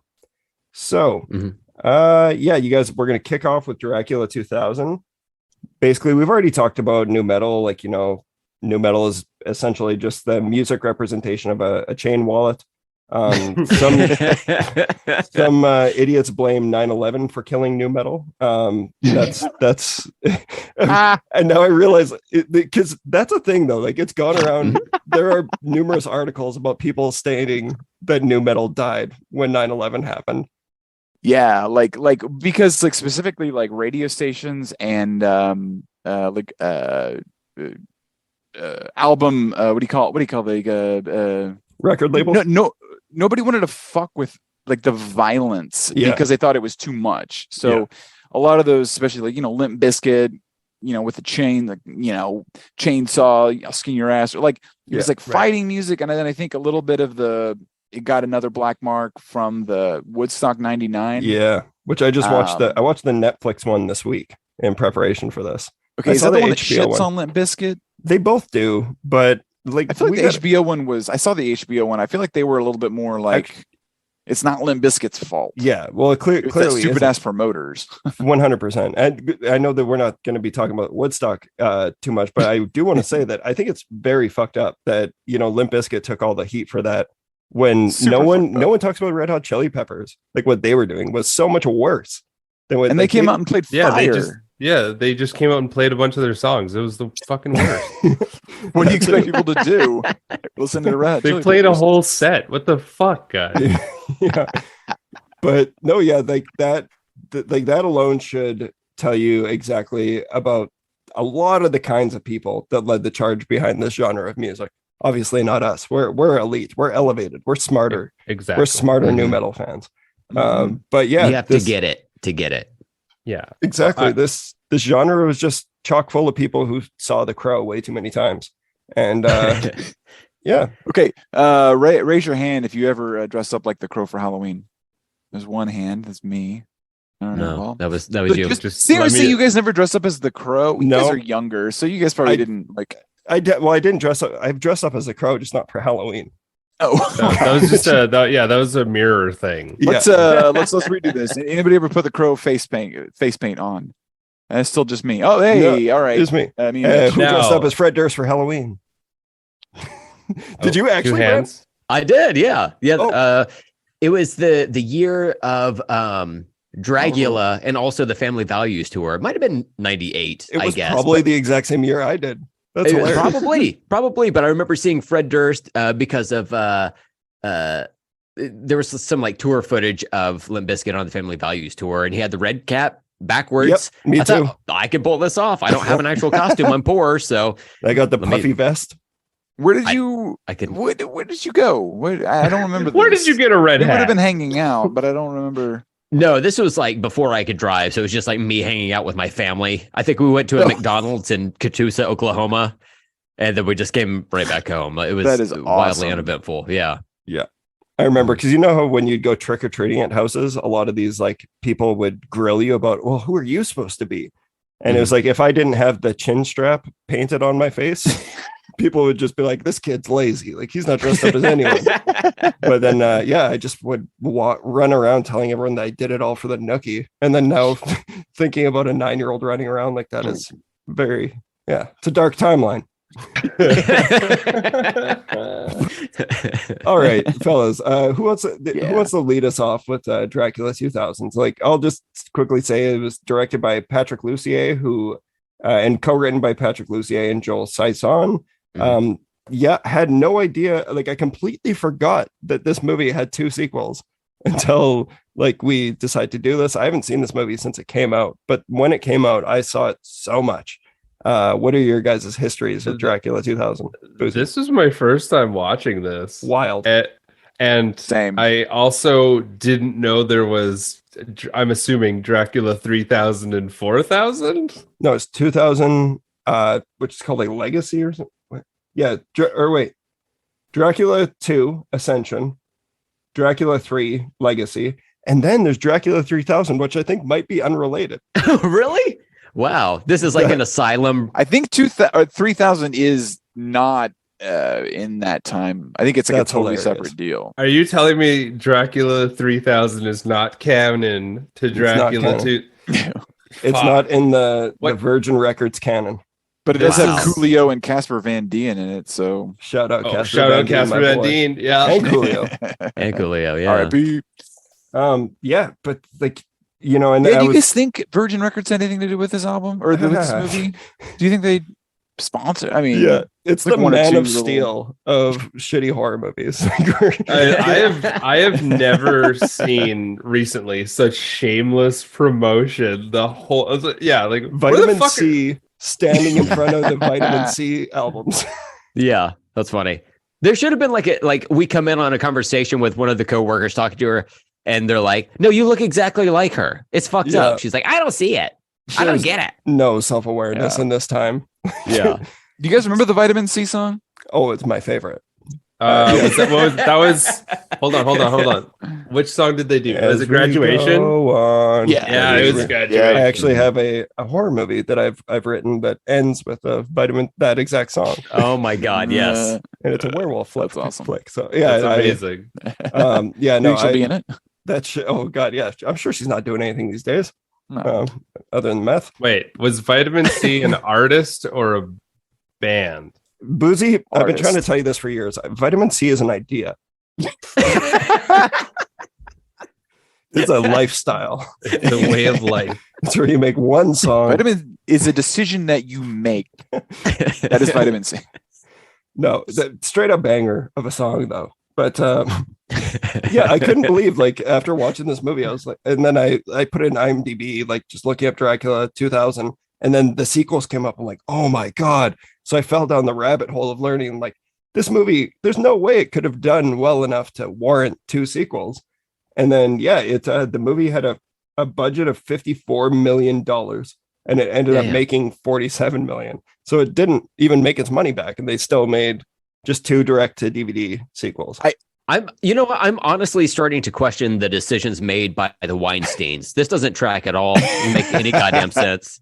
I'm starting to think that this movie was just made to showcase Verizon. It's Virgin, Verizon, and all of just getting people to buy CDs and drive over. Back in October of 2022, the podcast How Did This Get Made covered this movie, Dracula 2000, and then they have a follow-up episode where they do corrections and omissions. And I listened to those back then when it came out, but I re-listened to them today. And they, after watching the movie, and they get into like why this movie got made. And so first of all, it's the actual title of the movie is Wes Craven's. I know Dracula 2000, right? But he has no involvement at all. Yeah, I've been trying to not. It's a fact. I feel so bad for the man. But look, like he put his name on it. He probably got paid, right? That's fine. But so there's no involvement from him. It's not like he was like putting this together or a passion project from anyone, as far as I could tell. But it seems like the Weinsteins bought it because it was called Dracula 2000. Yep. That was literally what happened. Yeah. That is what happened. He wanted to hire Scott Derrickson of Doctor Strange and Sinister fame to rewrite the script, and then he did, and then Weinstein ended up not taking that either. That's so fucking insane. Imagine how bad both of those scripts were that he landed on this one. You guys, you just know that they like as soon as they heard the title Dracula 2000, they were like throwing the horns up in the meeting. Yeah. They were like, oh. But what's funny is that this movie was released on December 22nd of 2000, so it's just like barely came in under the deadline for Dracula 2000 to come out at all. So it was like Christmas weekend when this movie fucking came out. I saw that. Fucking insane, dude. There are people out there who went and saw Dracula 2000 on Christmas Day. Oh, for sure. It's a Christmas Day movie for them now.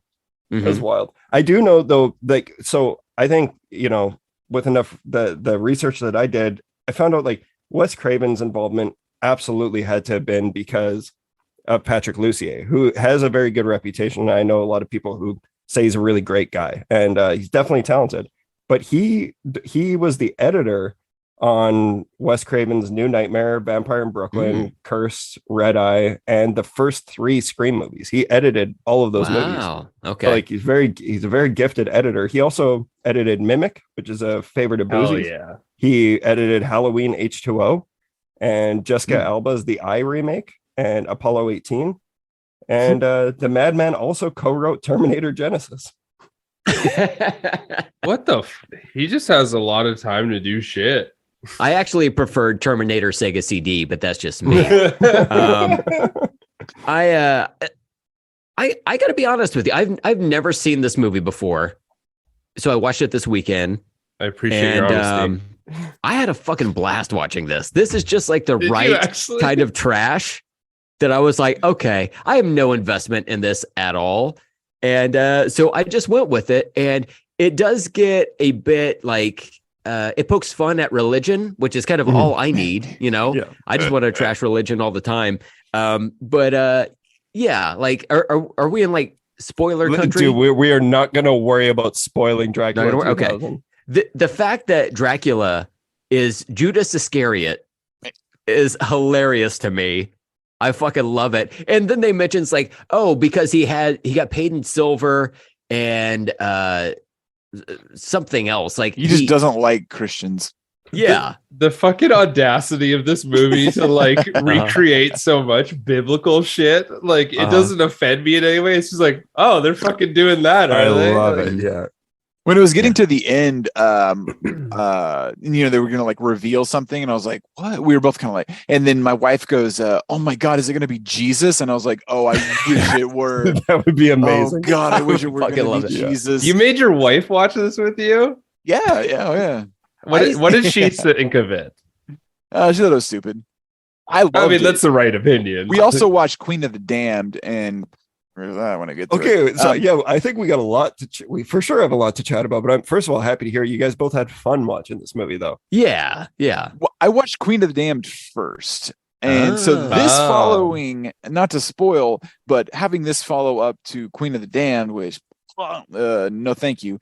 I was fucking ecstatic throughout this movie. I was like, this movie fucking rules because Queen of the Damned is terrible.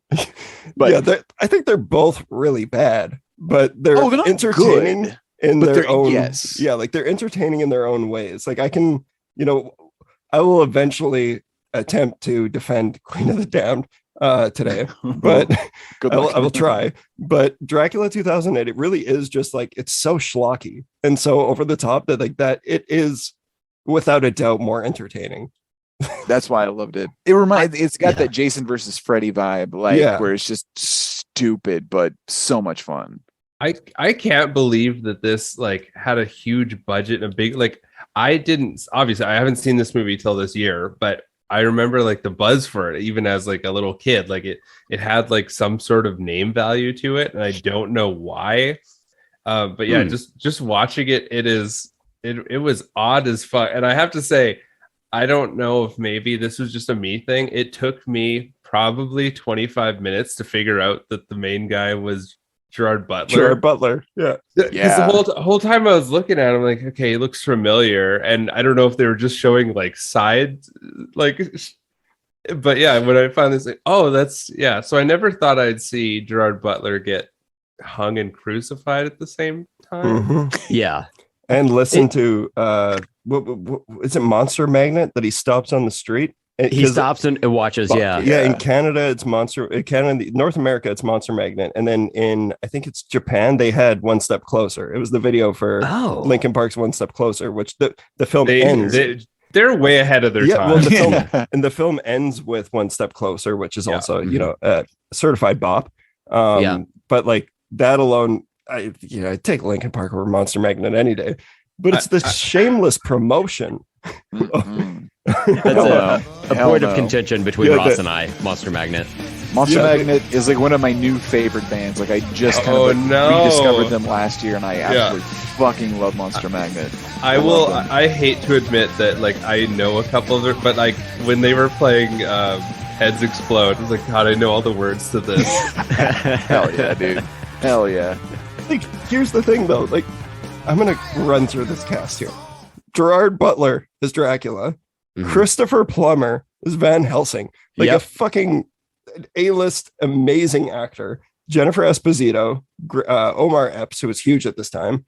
Mm-hmm. Sean Patrick Thomas, who I think was huge for a lot of people. Johnny Lee Miller, Nathan Fillion, who's like a fucking huge, like he's Firefly, Buffy. He was in Buffy, Castle. Right? Yeah. Nowhere. That was crazy. But Shane West from A Walk to Remember. I know he's in it like so briefly. He's the guy who gets yeeted off screen. He's the he's the cameraman, which is a hilarious kill. But like he ended up like having a sort of moment along with like he was in that fucking. We're going to talk about this again with Queen of the Damned, but that horrendous League of Extraordinary Gentlemen movie. Wasn't he in that? Oh wow. I think so. Yeah. Stuart Townsend from Queen of the Damned was what's it, the fucking Lestat? He's Lestat in that movie, but what did he play? I don't remember. What's his character? Fuck. I'm sorry. I just found this. I gotta get it out. Mentioned this earlier. Script doctor Scott Derrickson told the story of how he got the job working on the film. Harvey Weinstein called him saying, "I just bought the script. It's called Dracula 2000. Derrickson replied, "Oh yeah, is it good?" Weinstein replied, "It stinks." Derrickson asked, "So why did you buy it?" Weinstein replied, "Because it's called Dracula 2000.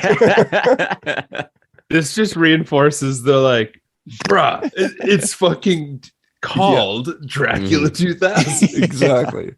It was he played Dorian Gray in the unwatchable League of Extraordinary Gentlemen. I can see that. Makes sense. Yeah. But Shane West, who else we got? Yeah, Shane West, Lachlan Monroe, who I actually love, Vancouver boy from Freddy vs. Jason. He's a scary movie. Small dick's a disability, man. He's fucking hilarious. And Danny Masterson, yuck. I was happy to see him get fucked up a couple of times in this movie. You know, that was one good thing. Multiple times. I forgot he was in this. Oh man, yeah. Both of these movies, though, they are chock full of horrendous VFX, but there is some really good VFX in both of them too. Like I honestly, there was some like weird Black Hole Sun Soundgarden-y shit in this. In Dracula 2000, that I was like, oh, okay, that's fine. Like the music?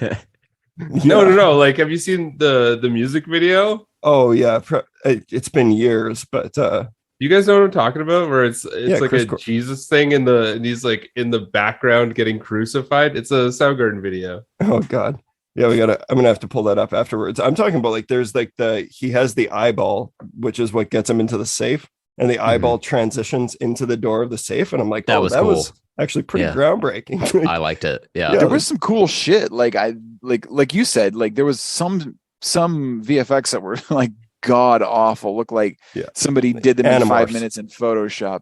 But then there were other Animorphs. There's a bunch of Animorphs effects in Queen of the Damned. Anytime the vampires like fucking fly, it turns into Animorphs. Yeah. Oh man. But then there were some VFX that were like, holy shit, this is really fucking good. I was pretty shocked that there was such a discrepancy between some of the shots. Like, it was bizarre. I don't know. So Boozy, it sounds like you're the one who liked this one the least. Yeah, I really can't say there's much redeemable stuff for this. I even feel like you don't get a ton of the music. Like the soundtrack for this is pretty sweet, but you don't see it a lot through it does feel very much like a Super Bowl halftime movie. A lot of this. Yeah. I'm not a sporto. Can you explain that? I don't understand what that. It's like a Coca-Cola commercial. Okay. Oh, I see. Yeah, it's definitely a commercial. It feels so disingenuous that way that it's hard to enjoy a lot of it because it does feel like they're just trying to sell me things that are mostly not around anymore. Well, that's why it works, is because you don't have to worry about it influencing you, because you literally can't step foot inside of a Virgin record store. Yeah, just imagine walking into a Virgin Records when Dracula 2000 came out, because like that's the thing, I saw this movie so many fucking times as a kid, and I'm pretty sure I didn't like it the first time, but I was at that era of my life where you just watched movies that you didn't even like on repeat. It's something to watch. Yeah, it was more of a novelty to be able to watch movies back then. Yeah, the big thing that stood out to me, and that's like kind of my last real thoughts on Dracula 2000, is now, like, as you know, I'm not a 10-year-old kid anymore watching this movie, watching it at my age where I'm like, you know, pursuing film and trying to make movies of my own, pay attention to the filmmaking elements. And holy fuck, is this movie the worst that I've ever seen for lighting consistency? Because like, and especially in a story about vampires that revolves around like they can't be out in the sun. It's like Gerard Butler's walking around in fucking blatant daylight. Yeah, and then I noticed but that. But then like 2 shots later, it's midnight. And like there's the one, I think it's in the school gym where Omar Epps says he's turned at that point, and you know, chaos ensues, and he stabs him in the eye, and then Omar Epps jumps out the window. And it's like when that scene starts, which is it's a total of like 5 minutes, all this takes place over the course of 5 minutes. It's like broad daylight, and then the vampires start showing up, and then it's like kind of darker, and then once he jumps out the window, it's pitch black inside, and it's broad daylight outside. It's just all these inconsistencies that I actually like. I found it funny as hell. And it's like that throughout the movie, the news anchor scene. Yeah, like Gerard, when they're on the plane, when we first see Gerard Butler on that plane, it's broad fucking daylight, clear skies. He shows up and all of a sudden it's lightning out and it's pitch black. It's like, okay, because movie. It is one of those weird things, especially with vampires, where you're never quite sure what the rules are because there's like so many of them, you know, where it's like, well, in this movie universe, what are the rules here or whatever? Yeah. So it is kind of weird to have to like figure that out because, yeah, he was in daylight almost all the time. His skin was so white in this movie that it would reflect light off of. He was like the moon, you know. Yeah. It was kind of weird to see all that. I did think it was cool that Johnny Lee Miller, he like pulls out a crucifix. And then Omar Epps is like, I'm an atheist, bitch. And then, but then there's that knife that pops out of it. And I was like, ooh, a crucifix.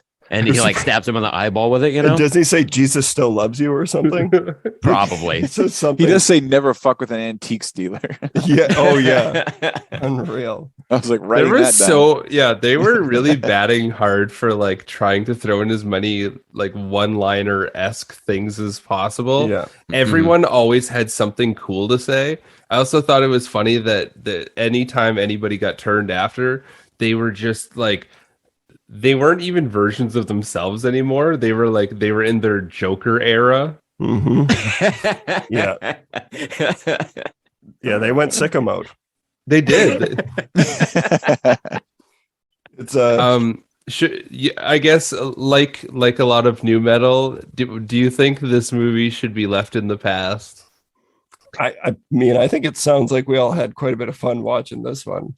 I was gonna say I had fun with this. I would like if I would you watch it again?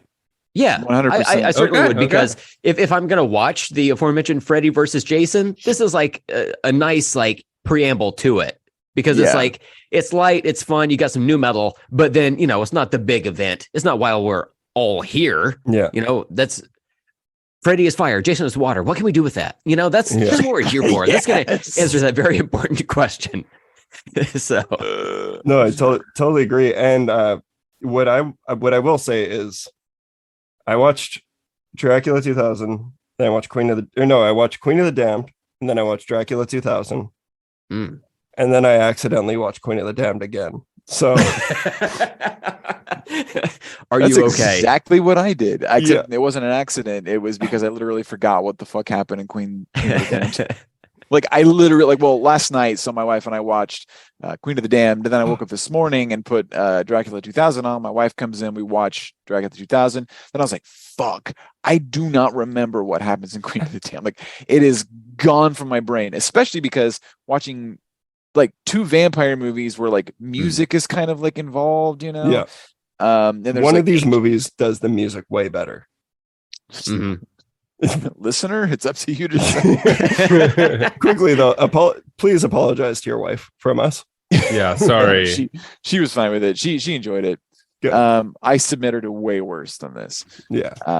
But no, that I was so I still am kind of like when we're talking about this, I'm like, wait, did that happen in Dracula or did that happen in Queen of the Damned? Like, Yeah, they really do kind of bleed together. I think before we move on to Queen of the Damned, I want to close out with the track listing of the soundtrack of Dracula 2000. I've got a Hell lot of yeah. notes on Queen of the Damned.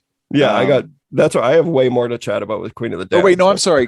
Dracula 2000. Jesus Christ, it's happening already. Sorry, I just wanted to get through some of these just because they're not really statements as much as I'm trying to be funny. Vampire leeches. Aren't leeches already vampiric? They are. Yeah. Mhm. Vitamin C should have been pronounced vitamin C. Or in Espanol, vitamin, yes. Good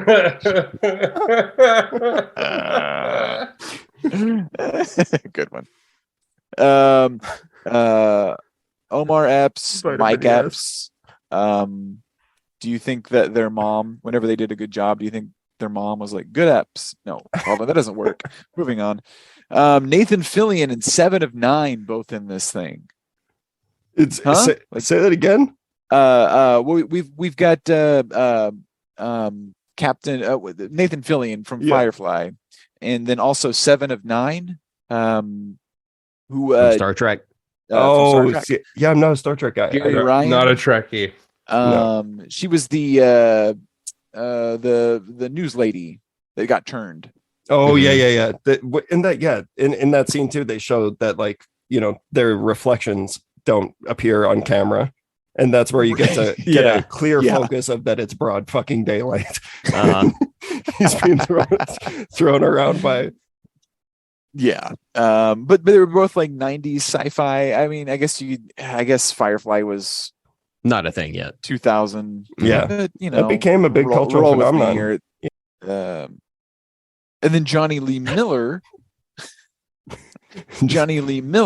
who was in Hackers, so kind of sci-fi. Hack the world. Hell yeah, dude. And Johnny Lee Miller and Christopher Plummer are both way too good for this movie. 100%. I've never seen a man be more not meant to be there that day than fucking Christopher Plummer in this movie. When he popped up, I was like, what? Oh, and he's playing Van Helsing. Like that was, I was in like at that point. Yeah. I was, and we 1000%. all love a fucking Van Helsing who's rich as hell and has like the bookshelves that turned into vampire killing tools. So awesome. Yeah. I mean, when you got money, flaunt it, right? Mm-hmm. Yeah. There was the line that was spoken earlier. I'm an atheist, and then it was followed up with "God loves you anyway," and then he that's the one. God loves you anyway. Yeah, awesome. Yeah, it's crazy that the writer of Drive Angry with Nicolas Cage and Amber Heard did this movie. The way Christopher Plummer pronounced Dracula. Dracula. Love that. Love it. Has the umlauts like new metal. Yeah. He's throwing some just trying to respect fit on in. him. Yeah. They went to a Carfax building. I don't know if anybody else noticed that. I saw that. Yeah. Multiple times. Yeah. I expect to see that little like CGI box walk out, offer somebody a deal. Jennifer Esposito was wonderful to see again. She's very attractive, but also I thought she was like one of the better actors in this movie. Yeah. And I looked into it. Evidently, she was married to Rocket Raccoon, Bradley Cooper, which I thought was interesting. Oh, and the then Rocket Raccoon? Rocket Raccoon from the Beatles song. Well, it's Rocky Uh-huh. Raccoon. Yep. Never mind. Yep. Yep. And then Beatles. Wish they could have been Korn. Some say Limp Bizkit is the Beatles of new metal. The Beatles walked so Limp Bizkit could run. And then like the end scene where it has that English lady with the short hair. She's like fighting Gerard Butler on top of the roof, but she's like fighting in sandals, and I just cannot take anyone seriously fighting in sandals. That's one of the things that took me out of it for Shang-Chi and the Legend of the Ten Ring. Out in the wind, I'm just like, I can't do it. Yeah, if you're gonna be running or fighting, put your little toesies away. Yeah. It's not a wear steel toes or something. Mm-hmm. Get some Timberlands. There's a point in the movie when we first see Dracula. He's shirtless and we get to see his abs. He's not quite fucking Leonidas from 300, but better than me for sure. Yeah. But then like later he shows up with a t-shirt. And I think it's like after he goes to the mall. Mm-hmm. So even though we got to see him walk through a music store, he later went to get a t-shirt, and we didn't get to see that part of the shopping experience. No, I would have liked to have seen that. But we've all had that on our wish list since we were young, that we want to see Dracula wander around a mall. Yeah, I would say so. Yeah, just do mundane tasks like stops at the food court, decides between Subway and some other shit. Yeah. Yes, I must try this hot dog on the stick. This movie, the soundtrack, like you're getting ready to talk about, Mitch, has a lot of new metal in it, but the movie itself doesn't necessarily have that much. Yeah, I kind of noticed that. Yeah, and I was like, oh man, I kind of want some more of that. But there's like a scene outside where people are partying, and Static X is playing Otsego. Shout out Static. That's what I was talking about before. Where are all these parties where people are just listening to metal? Like, let's fucking start one. Let's go. Static X party at my house. Let's go. Absolutely. Rest in power, peace, King. Wayne. Yeah. Yeah. No, it's parties hit different now that we don't have Wayne Static at all of them.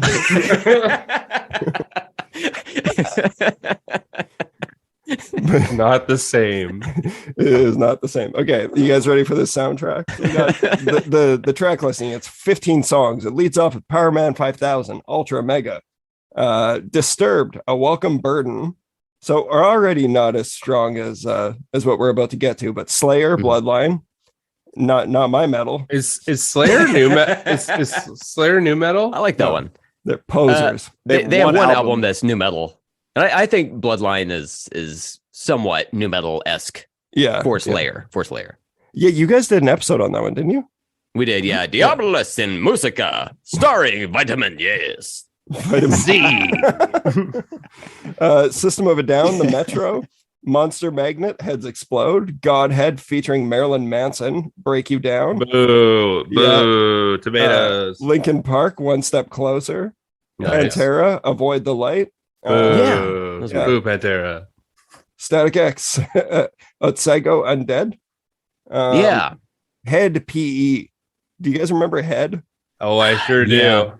Yeah, we did an episode on Head PE, their first album, and we did not like it. No. That was a solid thumbs down from both of us, but I do like the song that was played in this. It's from their sophomore album, Broke. I thought that was better than the first album, at the very least. Yeah, and the song on this one, it's Swan Dive. And then we got Taproot, Day by Day. Buzi, aren't you a Taproot guy? Fucking love Taproot. Really? I never got into it. Endo, Malice, never got into Endo. I never heard of Endo. No. I never heard of Flybanger either. I smoke Endo. Yeah. Flybanger? Did you get I don't know who Flybanger or Half Cocked is. No. Huh. Yeah, those are the next two. And then of course, it sounds like they made those two up as filler. Yeah. But the soundtrack caps off strong with Saliva, Your Disease.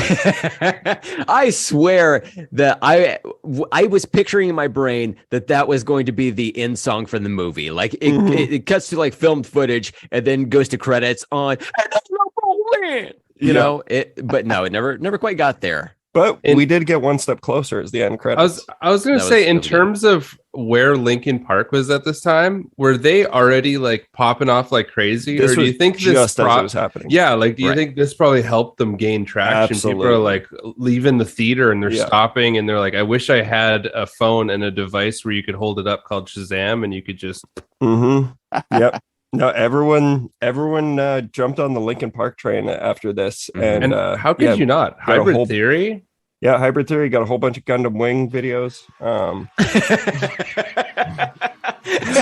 There was like a time where everybody like pretended to be into that shit because Linkin Park was straight up. So the editor on our film, Druid's Hand, who has not received a penny from doing the film with us, like he's just done everything. Like he's the best. Brag. He's worked his ass off, and like of course I'm going to find a way to pay him something at some point. He's one of my best friends, and he put in so much work.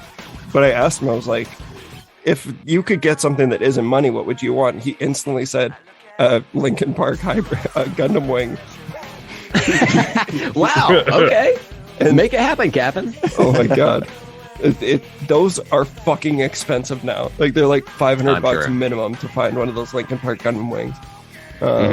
But yeah, that was Dracula 2000. So it sounds like we are like, it sounds like you guys liked it more than both Buzi and I did. Like I give the movie a pass that it's like I've watched way less entertaining movies. Like I wasn't bored watching Dracula. It was the better of the two vampire movies we're going to be talking about. Oh, that's crazy to hear, because when we started this podcast, Buzi had always maintained a love for Queen of the Damned. So I want to hear what has changed. Interesting. So you guys want to chat about Queen of the Damned now?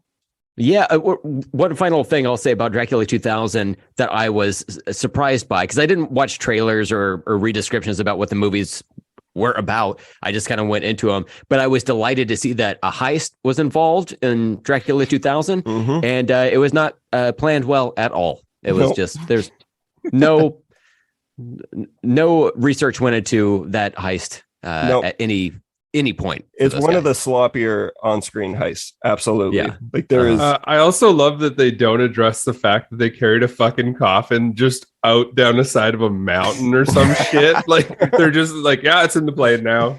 Yeah. Yeah. I love that there was a close-up nipple shot during the opening. You guys catch that to show how edgy and metal they were? In Queen of the Damned? Yeah.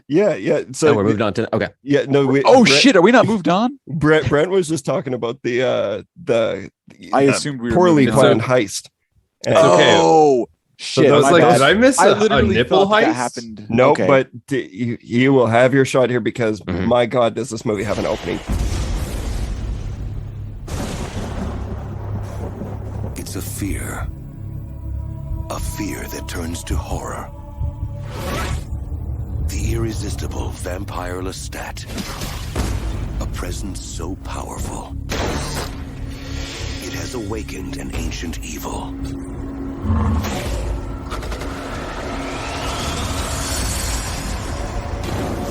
Akasha, Queen of the Damned. She takes pleasure in only one thing: destroying life, human and immortal alike. Let her come. Come out, wherever you are. I've come to give you the world. We are the powerful. We should walk fearless in the open. Lestat has joined with Akasha. He's lost to us now. Step aside. Never. Join me or die.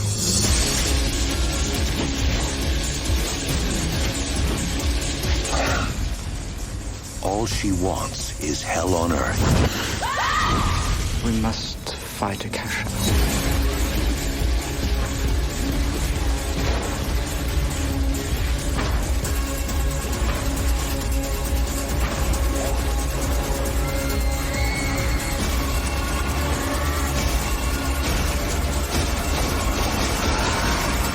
Queen of the Damned.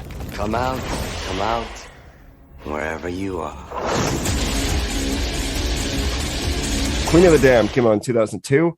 and is based off the third installment in Anne Rice's beloved Vampire Chronicles, and this film is intended to be a sequel to the 1994 Interview with a Vampire, starring Brad Pitt, Tom Cruise, Kristen Dunst. Of course, we all thought it when we watched absolutely. it. Yeah. Wait, you telling me that wasn't Tom Cruise? All right. You guys know for sure that when Anne Rice was writing this, she's like, I hope there's a cool ass new metal version. She's a big Korn fan. We Yeah, know that huge about, if there's Korn one fan. thing we know about Anne Rice. They were the star. They were the Jefferson Starship of the 2000s. The screenplay was written by Scott Abbott and Michael Petroni. Scott Abbott doesn't have any writing credits after this until 2014, when he returned as a writer on the Rosemary's Baby short-lived TV series, which is widely known to be one of the biggest television failures of all time. But those reviews didn't keep him down. In 2017, Stay strong, brother. in 2017, he returned as the writer on the TV movie version of The Watcher in the Woods, directed by everyone's childhood sweetheart, Melissa Joan Hart. You said directed by Melissa Joan Hart? She directed that film that Scott Abbott wrote. Yeah. And then Michael Petroni, the other writer, he, on the other hand, went on to write screenplays like The Chronicles of Narnia, The Voyage of the Dawn Treader, and Anthony Hopkins starring flop The Right. Have you guys seen? Yeah. No. It is. It is so bad. So bad. And that famously started Anthony Hopkins would tag scripts NAR. And people would be like, what does that mean? And on the scripts, and he explained it after he wrote it on both the first two Thor movies, that they stand for no acting required. So boom, roasted. But that didn't scare this man away from the religious horror subgenre, because he is returning again with the upcoming Russell Crowe starring film, The Pope's Exorcist. Have you guys seen the trailer for that? No. That comes out in like 3 weeks. And wow. Oh no, boy. that can't be good. Yeah, that's the an Pope's awful name. It is, and it's based off Father Amorth, who was the priest behind the original The Exorcist. It's going to be great. Russell, what you did Unhinged? We were going things were going up. Yeah, Brent doesn't agree with us. Me and Buzi, we love Unhinged. I'm big. Yeah, so good. I should also mention though that he did write the screenplay for The Book Thief in 2013. I've never seen that, but they received an Oscar nomination for the score, not the script. Well, that makes sense to me. I don't know why anyone would ever want to steal a book. That's why we have libraries, that you could just have them for free. Exactly. And people are still like, nah, I don't do that. Yeah, no, I'll wait. Yeah, if you don't return it, it's not stealing. Yeah, I'll wait till it hits Netflix. The Queen of the Damned was directed by Michael Reimar, who has gone on to direct a ton of popular TV episodes like Battlestar Galactica, The Killing, American Horror Story, Hannibal, Jessica Jones, and The Man in High Castle. It's like there's a lot of things you can say about this movie, but a lot of it looks good. It looks like it was, it has a style.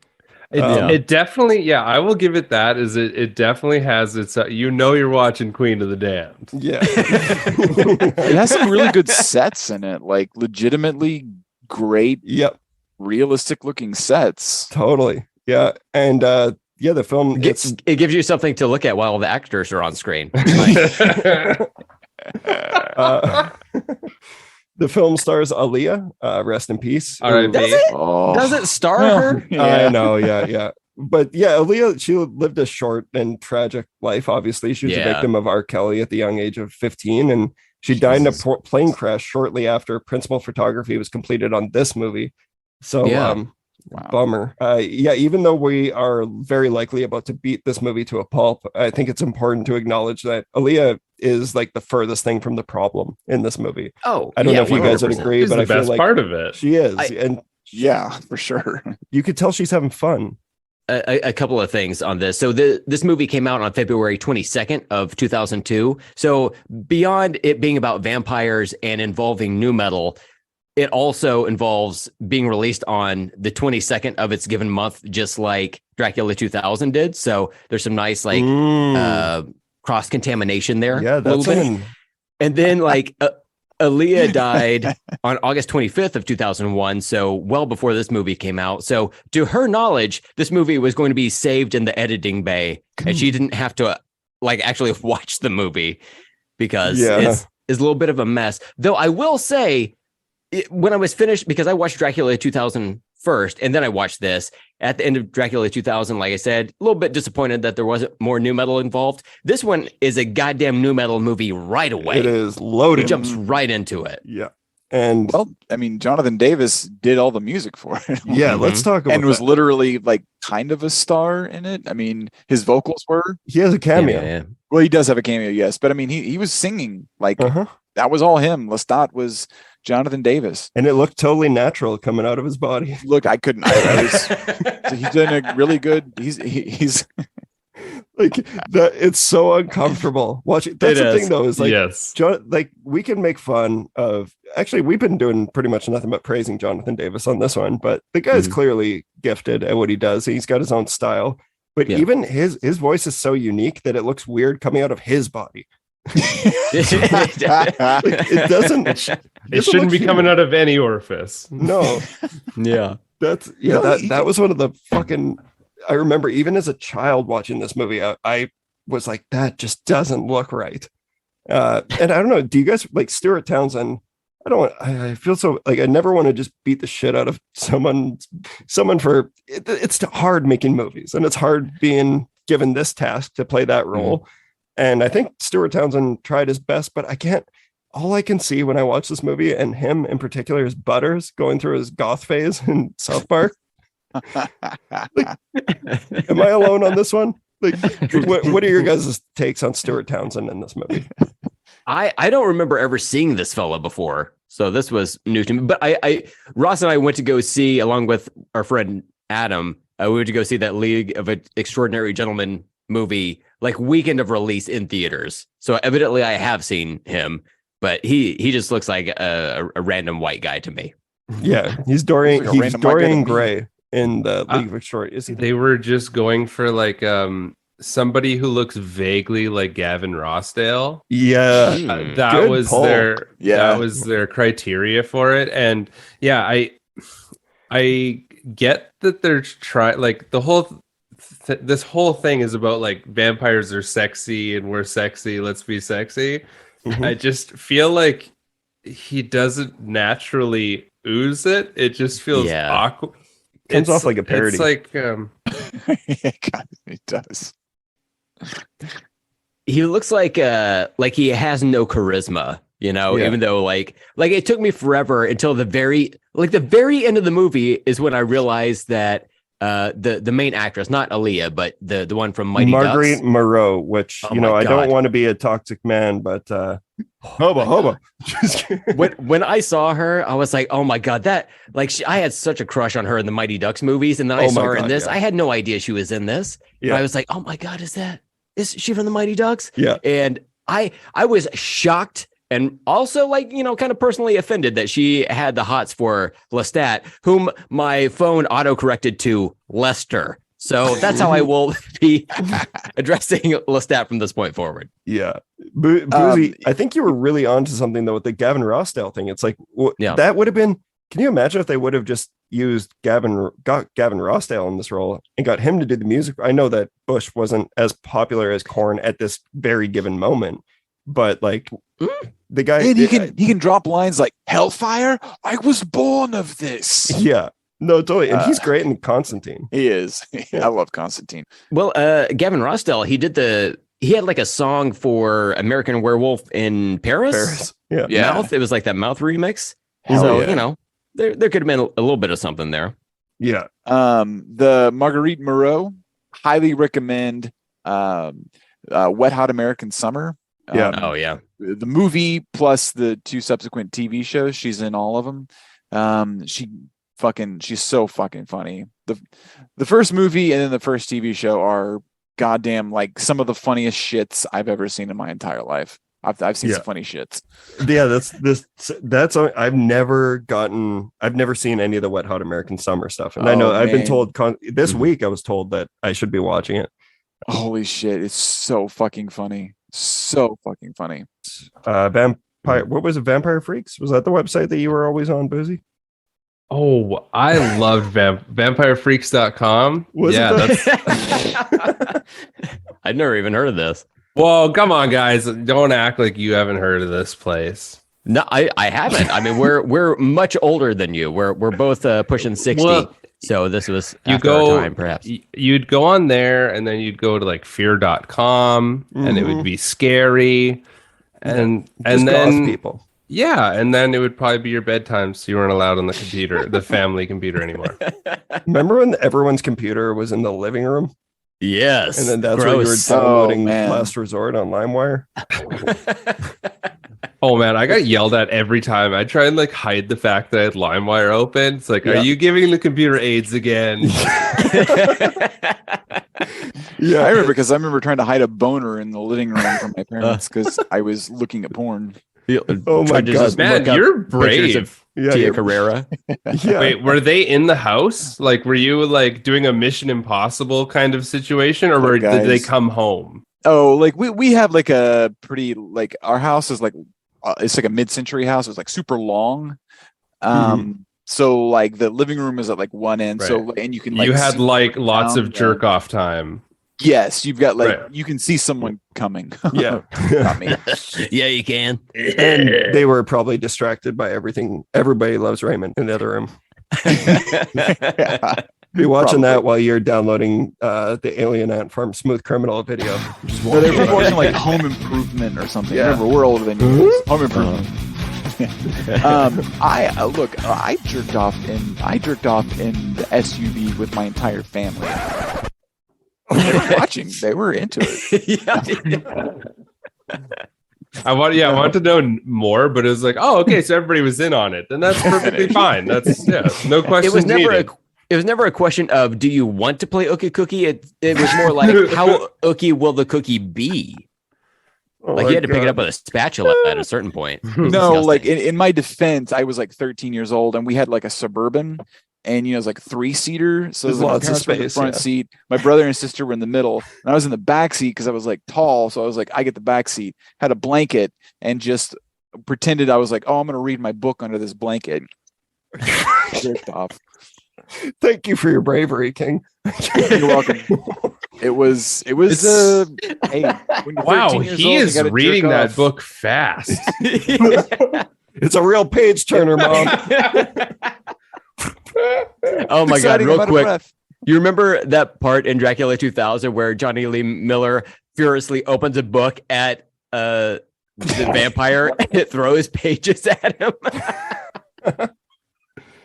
Oh, I rewind that a couple times because I'm like, did he load something? Like, is it a gun Bible? I don't understand. No, he just opens up a Bible and it just He just like paper cut the Nuts shit all out over of the guy. Dracula. Yeah. Yeah. Wait, did we forget to mention in Dracula 2000 that fucking weird ass gun he had the whole time? Oh, it looked man. so impractical and stupid. Like it never looked cool once.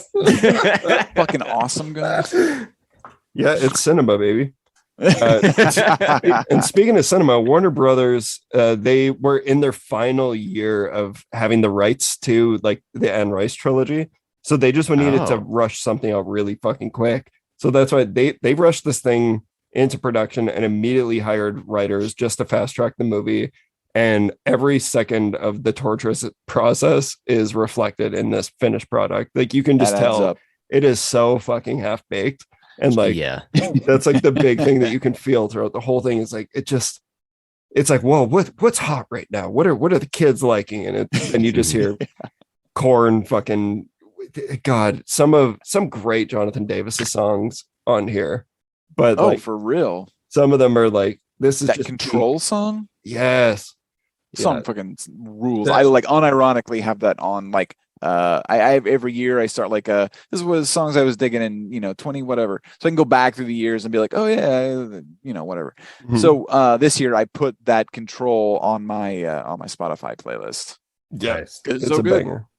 It's a banger. No, there are a couple of good songs. Like I originally I knew about the songs on this before I had ever actually, which coincidentally, thanks to LimeWire, because looking through the Korn stuff, and it would be like Jonathan Davis featuring Korn, Queen of the Damned featuring, you know what I mean? Yeah, like the always. stupid long names. Yeah. So I knew about that, and like, yeah, there's still a couple of really good songs on there.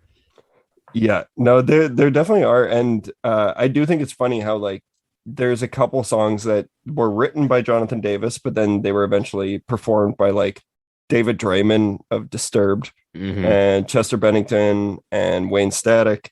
Yeah. And it's because like Jonathan Davis was too busy to get them done. Can you imagine? There was a time where Jonathan Davis was too busy. No, I had read that there was an issue with the label. I think it was Sony, and they wouldn't allow him to have his voice appear on the like soundtrack. Oh, that makes more sense. No, it was a record label thing, which is so fucked up because like, imagine you're Jonathan Davis. You have this huge opportunity. You get to write these songs. You get to be the voice of Lester, the main vampire of this movie. And I mean, that's cool. And you've got all these songs ready to go. And then the record label says, no, we don't want you to have your voice on it. So I think maybe it was like some weird workaround to where he had like a bunch of his friends come through and do the vocals. Yeah. Which they were like, get the guy from Disturbed, I guess. Yeah, well, at the time he was like, did you let's be honest Disturbed here. was pretty big, I feel like, at that time. Yeah, let's be honest. We all went. Did you ever like? I never had a Disturbed. I hated them since day one. So I of course feel that way now. But there was a day where Stupefy and Down with the Sickness were dope as shit for me. I like that first album quite a bit, or at least I remember liking it. But it was not really the lead singles from it, but like the rest of the album I thought was pretty good. Voices I liked. That was a single, but I like some of the weird little like electronic flourishes they've got on that one. But I think David Draymond is a good singer. I don't always like Disturbed songs, but I think he has a nice voice, or can have a nice voice. Yeah, he's very talented, but he just is like a human affliction shirt. So it becomes a little bit. I guess just speaking to, I just want to say kind of to the longevity of it and talking about Jonathan Davis, just because I'm a little bit of a Korn head. I'm a little bit of a I think Korn we're all Korn cob. Cobs here. Welcome to Korn Cob we're TV, Korn Cobs. But Korn Cob TV. He'll I didn't rig shit. I didn't fucking do this. I didn't fucking do it. He'll, it's fine. Like he still pulls out these songs and will play them live. Really? Yep. That's cool. That's so yeah, there's like videos up from like the last couple of years, but that just kind of speaks to like people actually really enjoy the song. I think that the soundtrack carries more of a legacy than the movie itself. Listen, man, this soundtrack fucking smacks. I know, but I think that's so cool that we're, like you're still having remnants of it to this day. Yeah. I mean, I remember seeing the soundtrack, like the image of the like the album cover art for the soundtrack and also the movie poster will forever be tattooed on my brain because it's on the back of so many comic books that I bought and still have to this very day. And I'm just like, yeah, this will always be with me no matter what. Yeah. So, it's one of those cool things. And there was that song, Control. Yeah. So I know we kind of touched on it, but that makes a lot of sense because I was so confused as to why, like, you go and listen to the soundtrack and it's, obviously not Jonathan Davis, except for on like a few songs or whatever. But I in my mind, I was like, oh, it's because he's doing the voice in the song. So maybe they're trying to do some like meta thing where it's like another band. Like, you wouldn't have Lestat singing it. Okay, I put way too much thought into this. I was thinking that they were trying to do something clever by doing that. But now that I hear that, no, it was just a label thing. Label deal. It took all the magic out of it. There's Anne Rice spoke out about the movie saying that it was a terrible disappointment for her and the many readers as she believed it mutilated her own work. So I don't think so. I think this holds up, honestly. Yeah. Like what were the other movies? Interview with a Vampire was one? Yeah. More like In a Poo with a Vampire. You don't like it? No, I love that movie. Oh, okay. I was like, damn. Yeah, it's actually fucking awesome. And but like when I saw this as a kid, I didn't piece together that they were connected. So I'm like, how could you? Yeah, there's no way. It's there's no DNA here that you can like. No. Well, but is there a third movie in that trilogy? This is the third movie, so they skipped the second one. Like they just skipped the second one. They skipped the second book, and they for sure it's because the premise of the third one, which is Queen of the Damned, does take place around Lestat having a rock band that awakens it awakens him. Like, yeah, so it's like the synopsis of this movie, it's about vampire Lestat who's awakened from his eternal slumber when he hears a band practicing rock music in his house. He, of course, decides to join the band as the lead vocalist, and the band quickly becomes described as the most successful band in all of music. Well, look, so if this movie didn't come out, when it did, you know, the new metal era, if it came out before, he likely would have been in a grunge band. If it were after, he would have been in like an emo band. So, yeah. Well, I feel like this is actually. Whoa, he would have just been in Hinder. Come on. Yeah. Like I feel like this is actually based off of real events on how Glenn Danzig joined the Misfits. Like that's the only explanation as to how Danzig came to be. He woke up in his coffin. But like, just overall, 4-foot coffin. Overall, what a silly idea for like a vampire that like this vampire can do whatever the fuck he wants, but he just wakes up and joins a band. Yeah. That's just right away comes across these people. And look, Ross and I were both from Oklahoma, so we are from the South. So when he happens upon that band that are like full in like wearing stage attire, practicing, and then he talks to them, and then I guess they're like real musicians, but the bulk of them are from Australia. And I was like, I know something's fucking up here because I do not buy these like hillbilly accents at all, not even a little bit. It makes a lot of sense. Then they end up going to London anyway, and then they like come back to California. So it's very like, if you like, that was a choice that had to be made, but okay, it's strange. But I do like that was Dracula's. Or not Dracula, Lester. I want to get it right. That was his approach. It's like he just wanted to like be popular for some reason. I really struggled like keeping track of like what this movie was about, like what the plot was. I don't understand. I feel like Lester Lestat's his motivations are that of like an edgy 14-year-old. Like if an edgy 14-year-old was like, you're a vampire now, it's like, I'm in a rock band, I live forever, I want everyone to know I'm a vampire. From South Park. Literally, like, I thought like a whole part of being a vampire is like this unwritten rule of kind of like you keep that shit on the down low. You know, it's like he loves talking about it.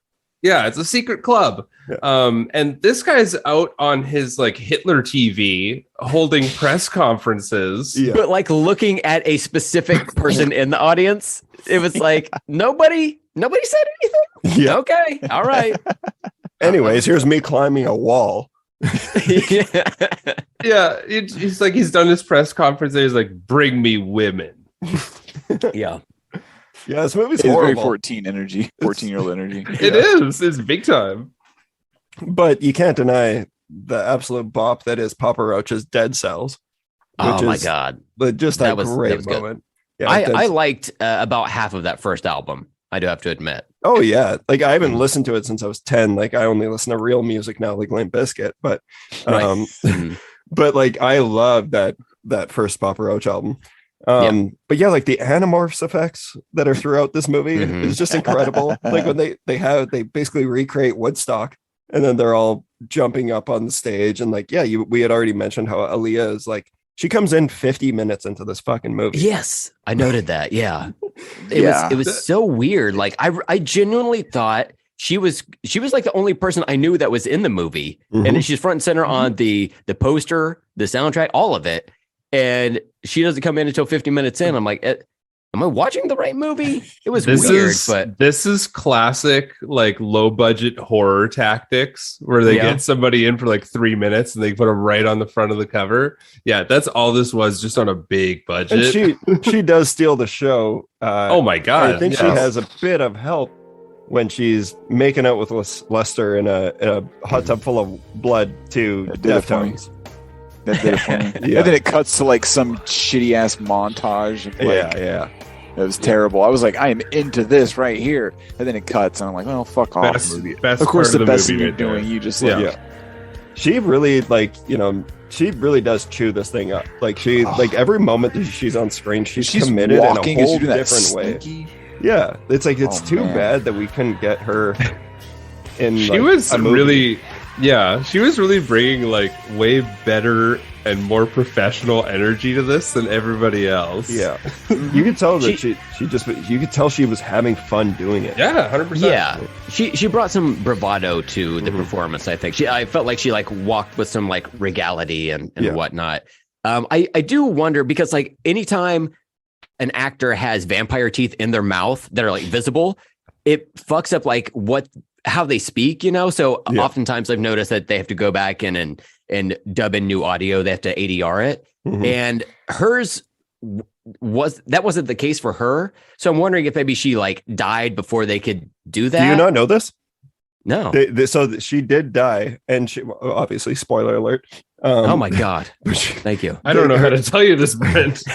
No, but like she died before she could do any of the ADR work. So they got her brother in, and then they pitched his voice down and used like I knew it had an effect on it, and I was like, oh, I bet this is like to enhance some of it. Buzi, show us your shirt. What are you wearing right now? Yeah. He's wearing the Korn Untouchables up. That's a fucking sick shirt. Which I've got to admit, I have stood by that. I think Untouchables is their best album, but it's really follow the leader. Yeah, follow the leader. But Untouchables is a close second. I'm pretty hard on Untouchables. Yeah, Untouchables is here to stay. Yeah, Issues. I think "Wake Up Hate" is an incredible song from my memory. We're gonna wake you up. That was that you just remind me of, and now Ross isn't going to hear it. Yep, I'm praising your podcast. Oh, no, here he comes. Here he comes. What you got? What you got? What you got? Yeah, Westmoreland shirt.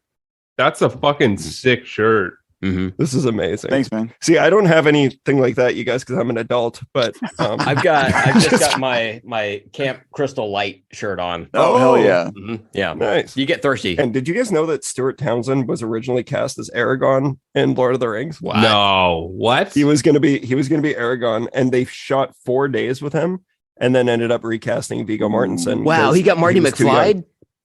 Yeah, big time. Yeah. So was it just because he sucked, or did people just not like him? Oh, he's too young. Because like I don't know. I wouldn't say that he's even in this movie.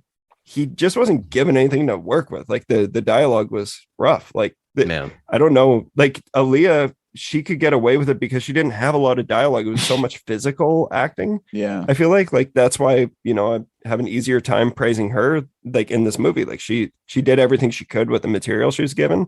Stuart Townsend was expected to deliver some fucking horrible lines. So it's like that dude didn't stand a chance. And like his mentor, I can't remember his name, but they had several scenes together and all of it was like cringy to me. It was just like, I don't like any of this, dude. It was so weird. It was his mentor was treating him like a dog for most of it. A little bit, but also I thought they were going to start like making out and whatnot. And I was like, that's fine. That's but like just vampire energy. They're a little. Yeah, I kind of expect that, but like they never did. So I felt like I was just like edging either way. It's like I'm fucking raw dogging this fence. Lean me over to one side or the other with it. But were they trying to do like an interview with a vampire thing where it was like Brad Pitt and Tom Cruise were like there was like some subtle homoerotic energy in there. Why does it sound better if I say homoerotic if I say homo energy? That sounds so horrible. Homoerotic energy. I wonder if they were kind of going for that, but look, I'm giving this movie way too much credit. I just think they're just like vampires are horny. Like I think they're horny. Yeah, their default is just like rock hard. Yeah, shout out default. Which is weird because they don't have any blood or like right. They have no heartbeat. How do they get a boner? Well, all their blood's in their pee-pee. Yeah. Obviously. Oh, okay. Okay. Well, maybe not. No I more could be wrong. questions. So like that's like a common vampirism that they can like charm people because he does this like a fuckload in Lestat does this like all the time. Do you think it works on animals? Yeah. Well, I mean, they can turn into animals, right? So it stands That's to reason they would try to fuck Oh with- yeah. Yeah. He turns into We a didn't wolf. mention the Dracula 2000's werewolf effect. Oh, I yeah. sent you Wow. You I sent me a screenshot it. picture of that. Oh my video, god. Like when it gets hit by the stake, turns into it bats. turns into Yeah. bats. Yeah. Yeah. Turns So into good. 74 bats and flies away. I It love looks amazing. if you notice in that scene when he grabs her, he does like 2 full like rolls on the ground and then like totally Yeah. unnecessary. Like 2 full rolls, Yeah. comes up and shoots with that thing. Yeah, Wachowski's learned a thing or two about action filmmaking with Dracula 2000. Oh wait, that's Dracula 2000, isn't it? Wait, hold It on. was, yeah. Yeah, that was no. sorry. We That was skirted Dracula over. 2000. Yeah. I pulled us back there Oh, because okay. I forgot to mention the werewolf, which Well, is a great Okay, moment. that's right. That's right. Look, while Yeah, we're that's- on the topic of special effects, going back to Queen of the Damned, like you'd mentioned, the anamorph type blur of them like moving fast, like that never works. It always looks like shit.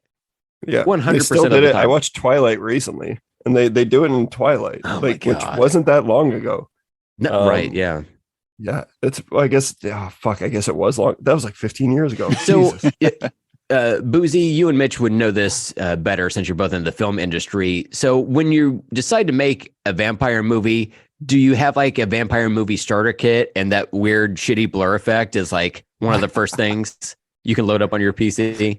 I'm just gonna throw my 2 cents in here that I guess it depends like how sexy you want to go with it.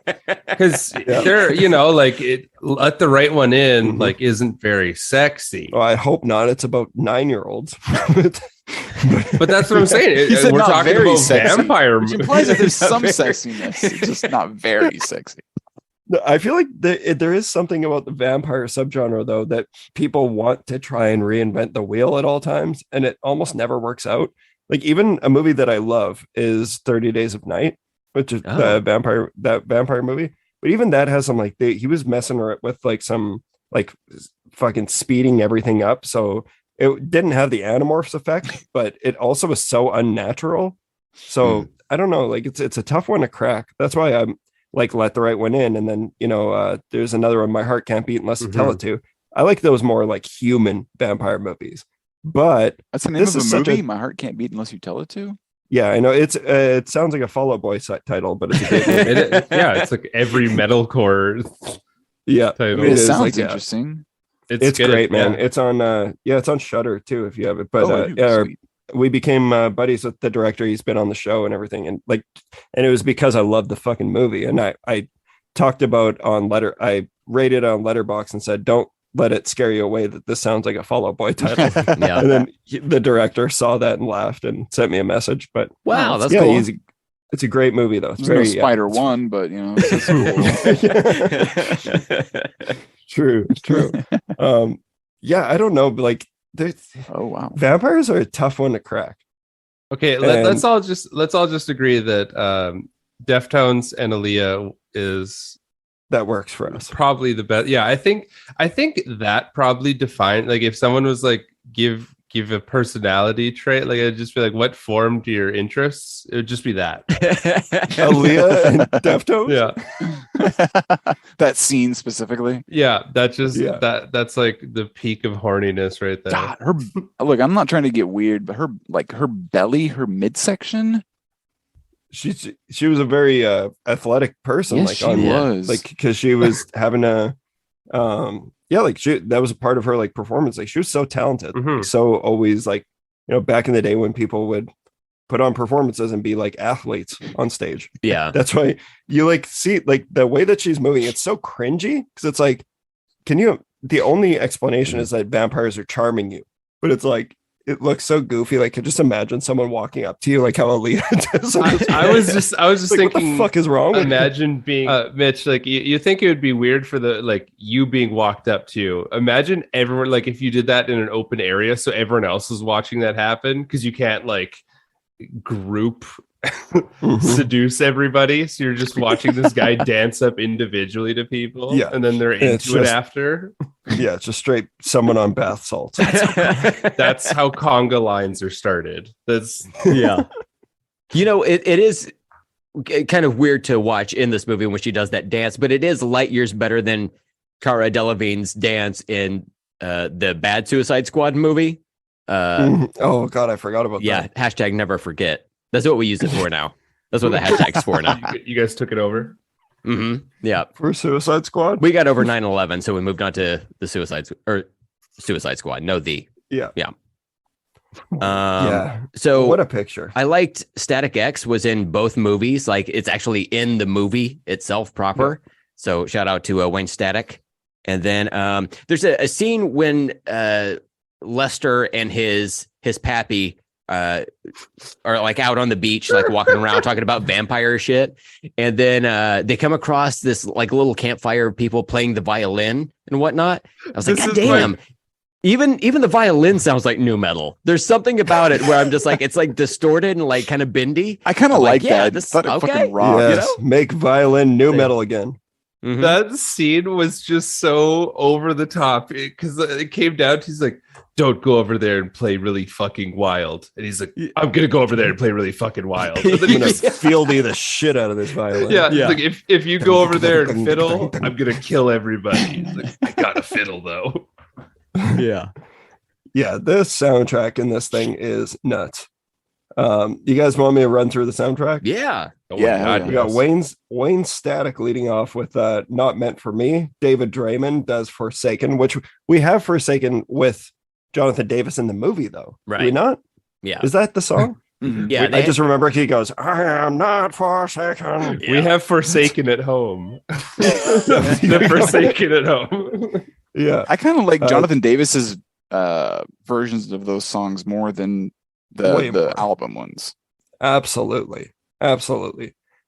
Chester Bennington, rest in peace. System. I really like that song. That's a good one. Yeah. Deftones Change, classic. I mean, I would like to say that we've all made love to Deftones before, but it sounds like Ross probably was just in the back of his vehicle. He was just jerking off around his family. Yeah. White Pony. No, let's shove it. Shove it. Yeah. Let's shove it. Yeah. Fitting. Marilyn Manson, Redeemer. Boo. Yeah. You suck. Papa Roach, Dead Cell, classic. That's. I actually hate that I kind of sound like a Papa Roach fan on this podcast because I'm not. I'm telling you, Jesus, you got to give him a chance. You do. Like Dead Cell's a banger, and Blood Brothers. Yes. Fire. Yeah. Godhead, Penetrate, which is what Brent did with his stepdad's condom. Never forget. Hashtag never forget. What episode was that? The Follow the Leader episode? Oh no, that was like an old one because I've forgotten about it. Yeah, I just really want our listeners to hear that story because I listened. It sounds weird, but I listen to podcasts when I'm showering, and I was listening to that, and I burst out fucking laughing so hard. This psychopath. That's such a fucking hilarious story. I'm so glad that I put it out there, like under your name, so that everybody and anyone in the world can just research you now and find out. Yeah, you're now known for that bit of info. Who's Jay Gordon? Do you guys know who Orgy? For Orgy. Okay. Yeah, see, I don't know Orgy well. But yeah, he did Slept So Long. Disturbed, Down with the Sickness, of course. Static X, Cold. That was the one that was in the movie. That's a fucking banger song. I love that song. A good one. Any of y'all playing Need for Speed Underground? What was the Static X song on there? There's a Static X song on. No. I think it was because that was a year too that I was like super because like 18 Visions was on there, which is also that's new metal, right? I don't know. Kind of ish. Earshot, Headstrong, not the good Headstrong, but they didn't. That guy has all the right opinions. Is it the only Static X? The only for Need for Speed?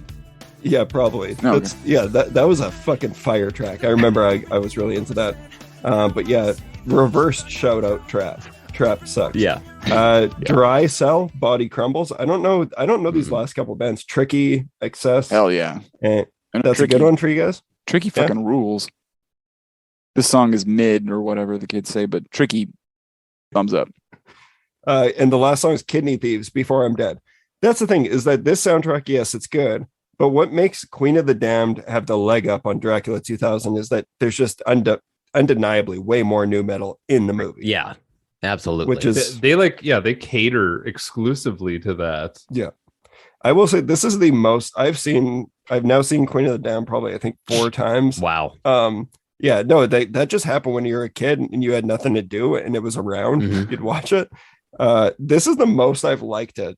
Really? Okay. Yeah. But it's because I had fun laughing with it. Yeah. Like this is not a good movie. No. This is a failure. Like so fucking hard. Mm-hmm. No.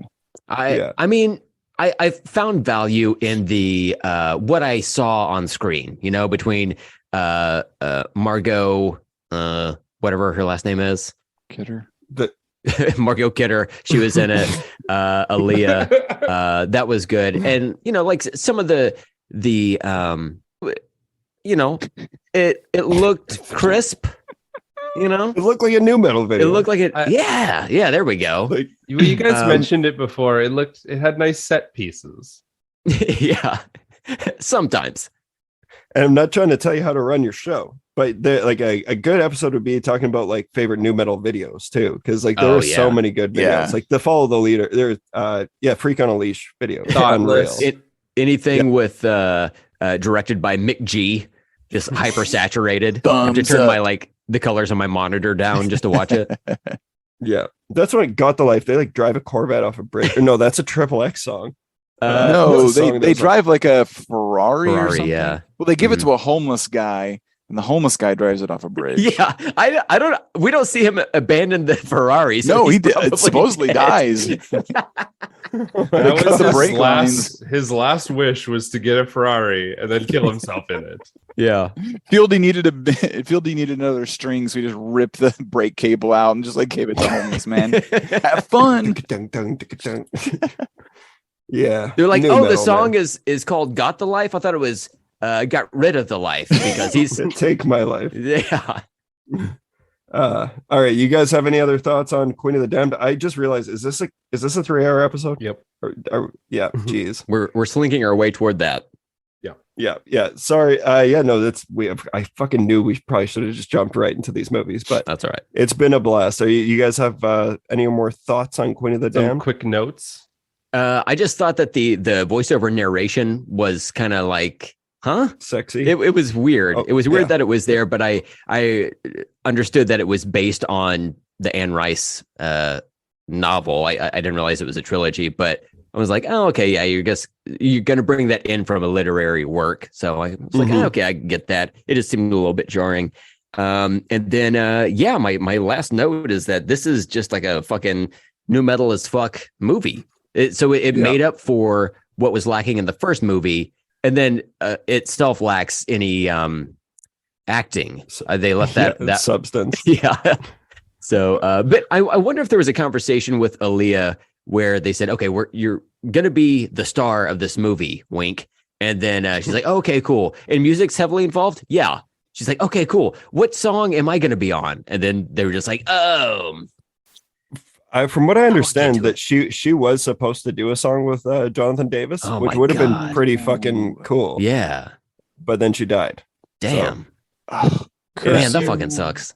Whatever method she died from. Fuck you, planes. Yeah, that's what it was. That's what it was. Fuck off, planes.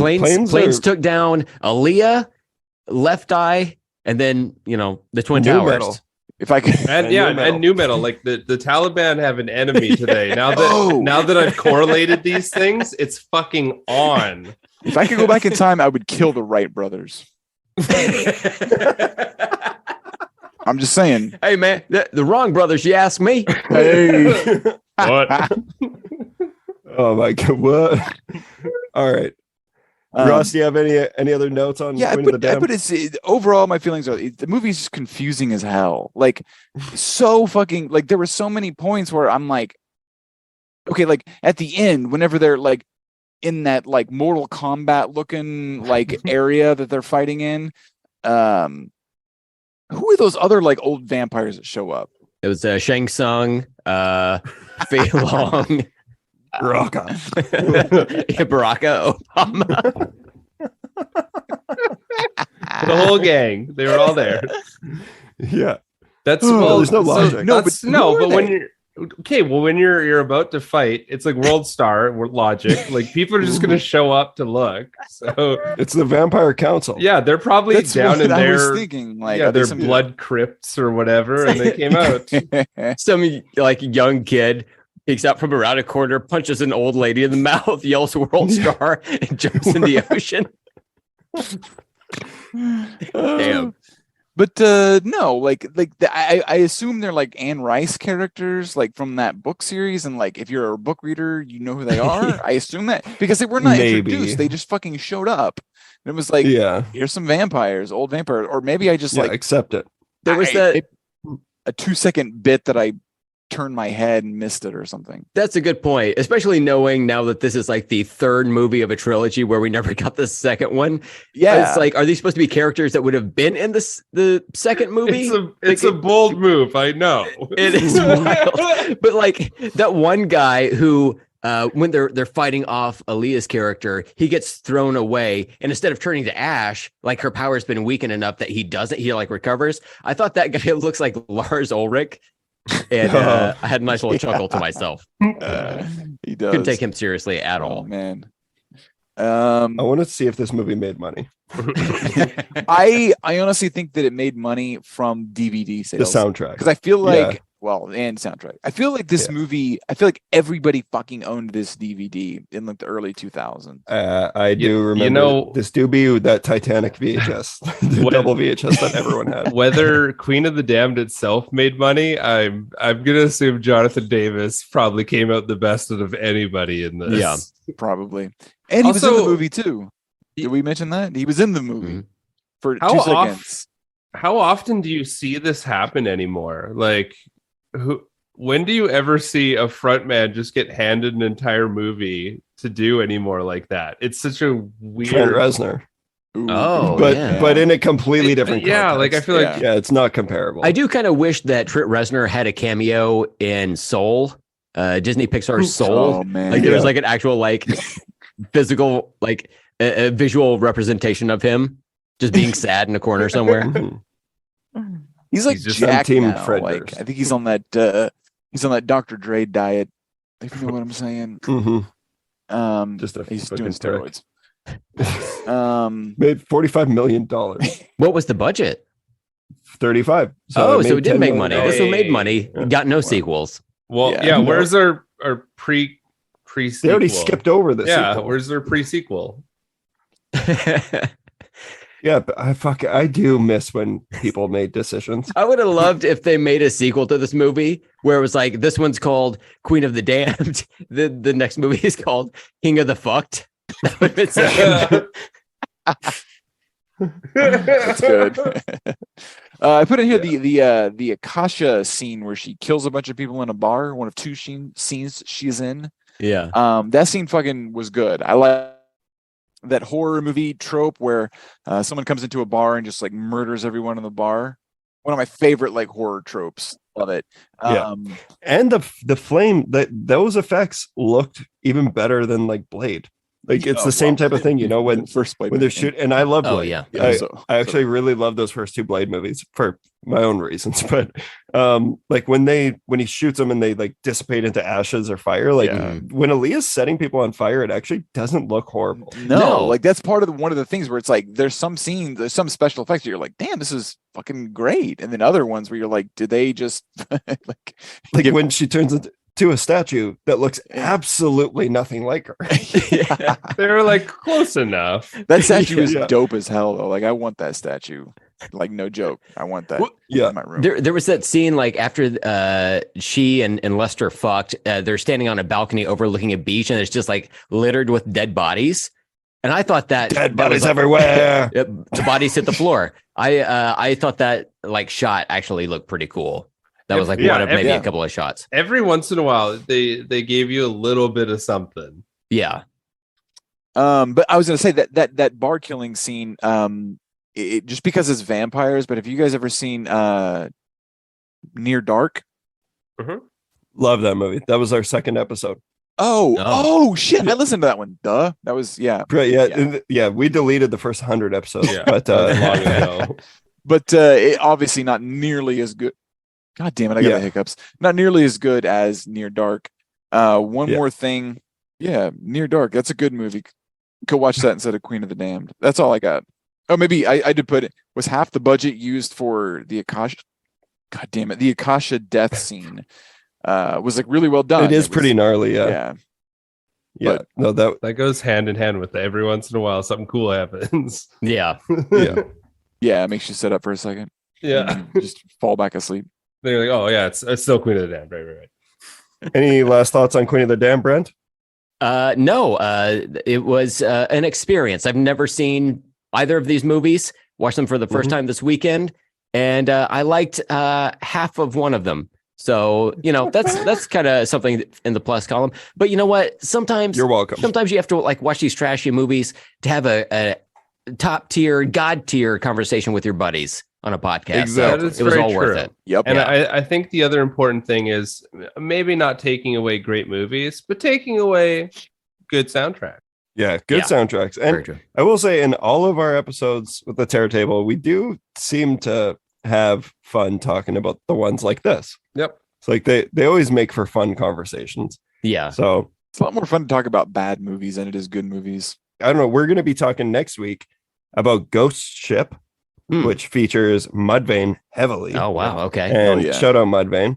And Darkness Falls, which I've only seen it one time, and I don't remember any nu metal being in it. But said, and we looked it up. Yep. I'm really excited to watch that one. I haven't watched that since I was a wee lad. Yeah, that was one that fucked a lot of people up. People still talk about it. The opening scene for that is fucking terrifying. As a kid, I remember that one. What happens in it? All I know is the Tooth Fairy. That's the villain in it. Yeah, interesting. Oh, Ross, it's on Hulu here in the States. So fucking guys always bragging about your Hulu shit. It's honestly not that great, but it's all we have. Thanks, Trump. All right, do you guys have any last words for us? Where people can check you out? What do you want to plug anything? So Ross and I are on a podcast called the NuDis Colony. It's spelled NUDIS. It's the low T, no T nu metal discussion podcast. That's the new and the dis in the name. And episodes come out on Fridays. We've kind of split up how we do it. It used to be bi-weekly. Now it's a weekly show. Bi-weekly, we discuss nu metal albums in the nu metal timeline. It's canonized here. We all love that term. And then on those off weeks, on the 0.5 weeks, we discuss kind of like some other things around the world of that time. So outside of nu metal as a music, there's also like the nu metal of this, that, or the other. So like Mountain Dew. Mountain Dew is the nu metal of the soda world, right? And then Image Comics of the early 90s is the nu metal of comic books. So we've been discussing those pretty heavily. We're in the middle of discussing the launch titles from Image Comics from back in the day. And those have extreme nu metal vibes. So for people who are interested in nu metal episodes, that's every other week. And then we hope you come back on those off weeks for discussions about other stuff. Or if you have no interest in nu metal, but want to hear a couple of nerds from Oklahoma, America, talk about comic books and drink varietals and Mountain Dew, NuDis Colony is the show for you. And tell embarrassing stories. Good job, dude. Yeah, evidently we do that as well. So, come listen to us talk about jacking off in weird places, I guess. I hope and pray that my work never finds this podcast. Your name is one. Like fairly common. Colony. Right. Yeah. No, they Google my name. It's just all podcasts. Like that's all that I got. They're going to be mad. I did accidentally. I was working on my work computer trying to edit an episode, and I thought I needed to grab a picture of because I got a new laptop. It's a work laptop. I got a new work laptop, and I was like, oh shit, I need a picture of our album cover, podcast album cover. So I was like, oh fuck, I'll just pop onto Google and type in our podcast name and just take that picture, right? Well, I type it in, not thinking, of course. Google autocorrects to NuDis Colony, And now I have I've been waiting. It happened Thursday, and I have not had anything happen. But like, if they're monitoring that, I just Googled NuDis Colony on my work laptop, so I may get fired. I don't know if I can know. Yeah, Whoops. you look like the type. Yeah. No, thank But you. I love thank you both for Thanks. having us on. We appreciate the opportunity to spread Yes. the word and about Podcast the is podcast, hilarious. and then talk to you guys about this stuff. And we have an open invitation to have you guys on. So we'd love to have you on to talk about. Deftones and Limp Bizkit. There we go. Thank you. There you go. Yeah, Yeah. Done. Deftones, Limp Love that. That Bizkit. sounds great. Yeah, and Yeah, you guys, I totally. didn't have a chance to kiss your guys' ass earlier because you were kissing ours, but I love you guys' show. I haven't listened to every episode, but I've got a good number of them, and you guys, it fucking rules. I'm so Thanks, man. honored to be on your podcast. I was God. nervous and happy today. So You guys are the new metal version of we're all new metal bros. Right. hell Yeah. yes. So this was perfect. I'll take It was like it was just a matter of time. We're all just jacking off in the same car together. Yeah, exactly. Just some of us are putting the condoms in the toilet.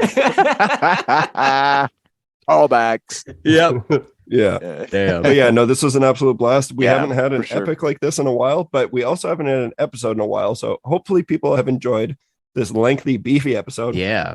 It's probably going to be even longer because we're going to be putting in a bunch of clips of fucking new metal. Yeah. So We're gonna it have to might maybe be fair to say not put that it- this is the Little Buff Boys of Terror Table episodes. Little There we go. I'm glad everybody likes that show. That's the best. It's the absolute best. Call it goose Um, suit. All right. Well, yeah. Thank you all for listening to another episode of the Terror Table. Boozy and I will be back next week for a discussion on Ghost Ship and Darkness Falls, Hell yeah. and plenty of more fun horror discussions after that. But yep. Once again, listen to NuDis Colony. Listen to Let's Talk About Stuff. Shout out Steven. And Shout out Korn. shout out Korn. Mhm. Shout out Papa Roach. I mean, Wes Borland. yeah, I guess West Borland. Shout out Spider One. What? We know you're listening, boy. Spider One fan, more like it. Yeah. I hope so. All right. Okay. We'll see you guys next time on the Terror Table.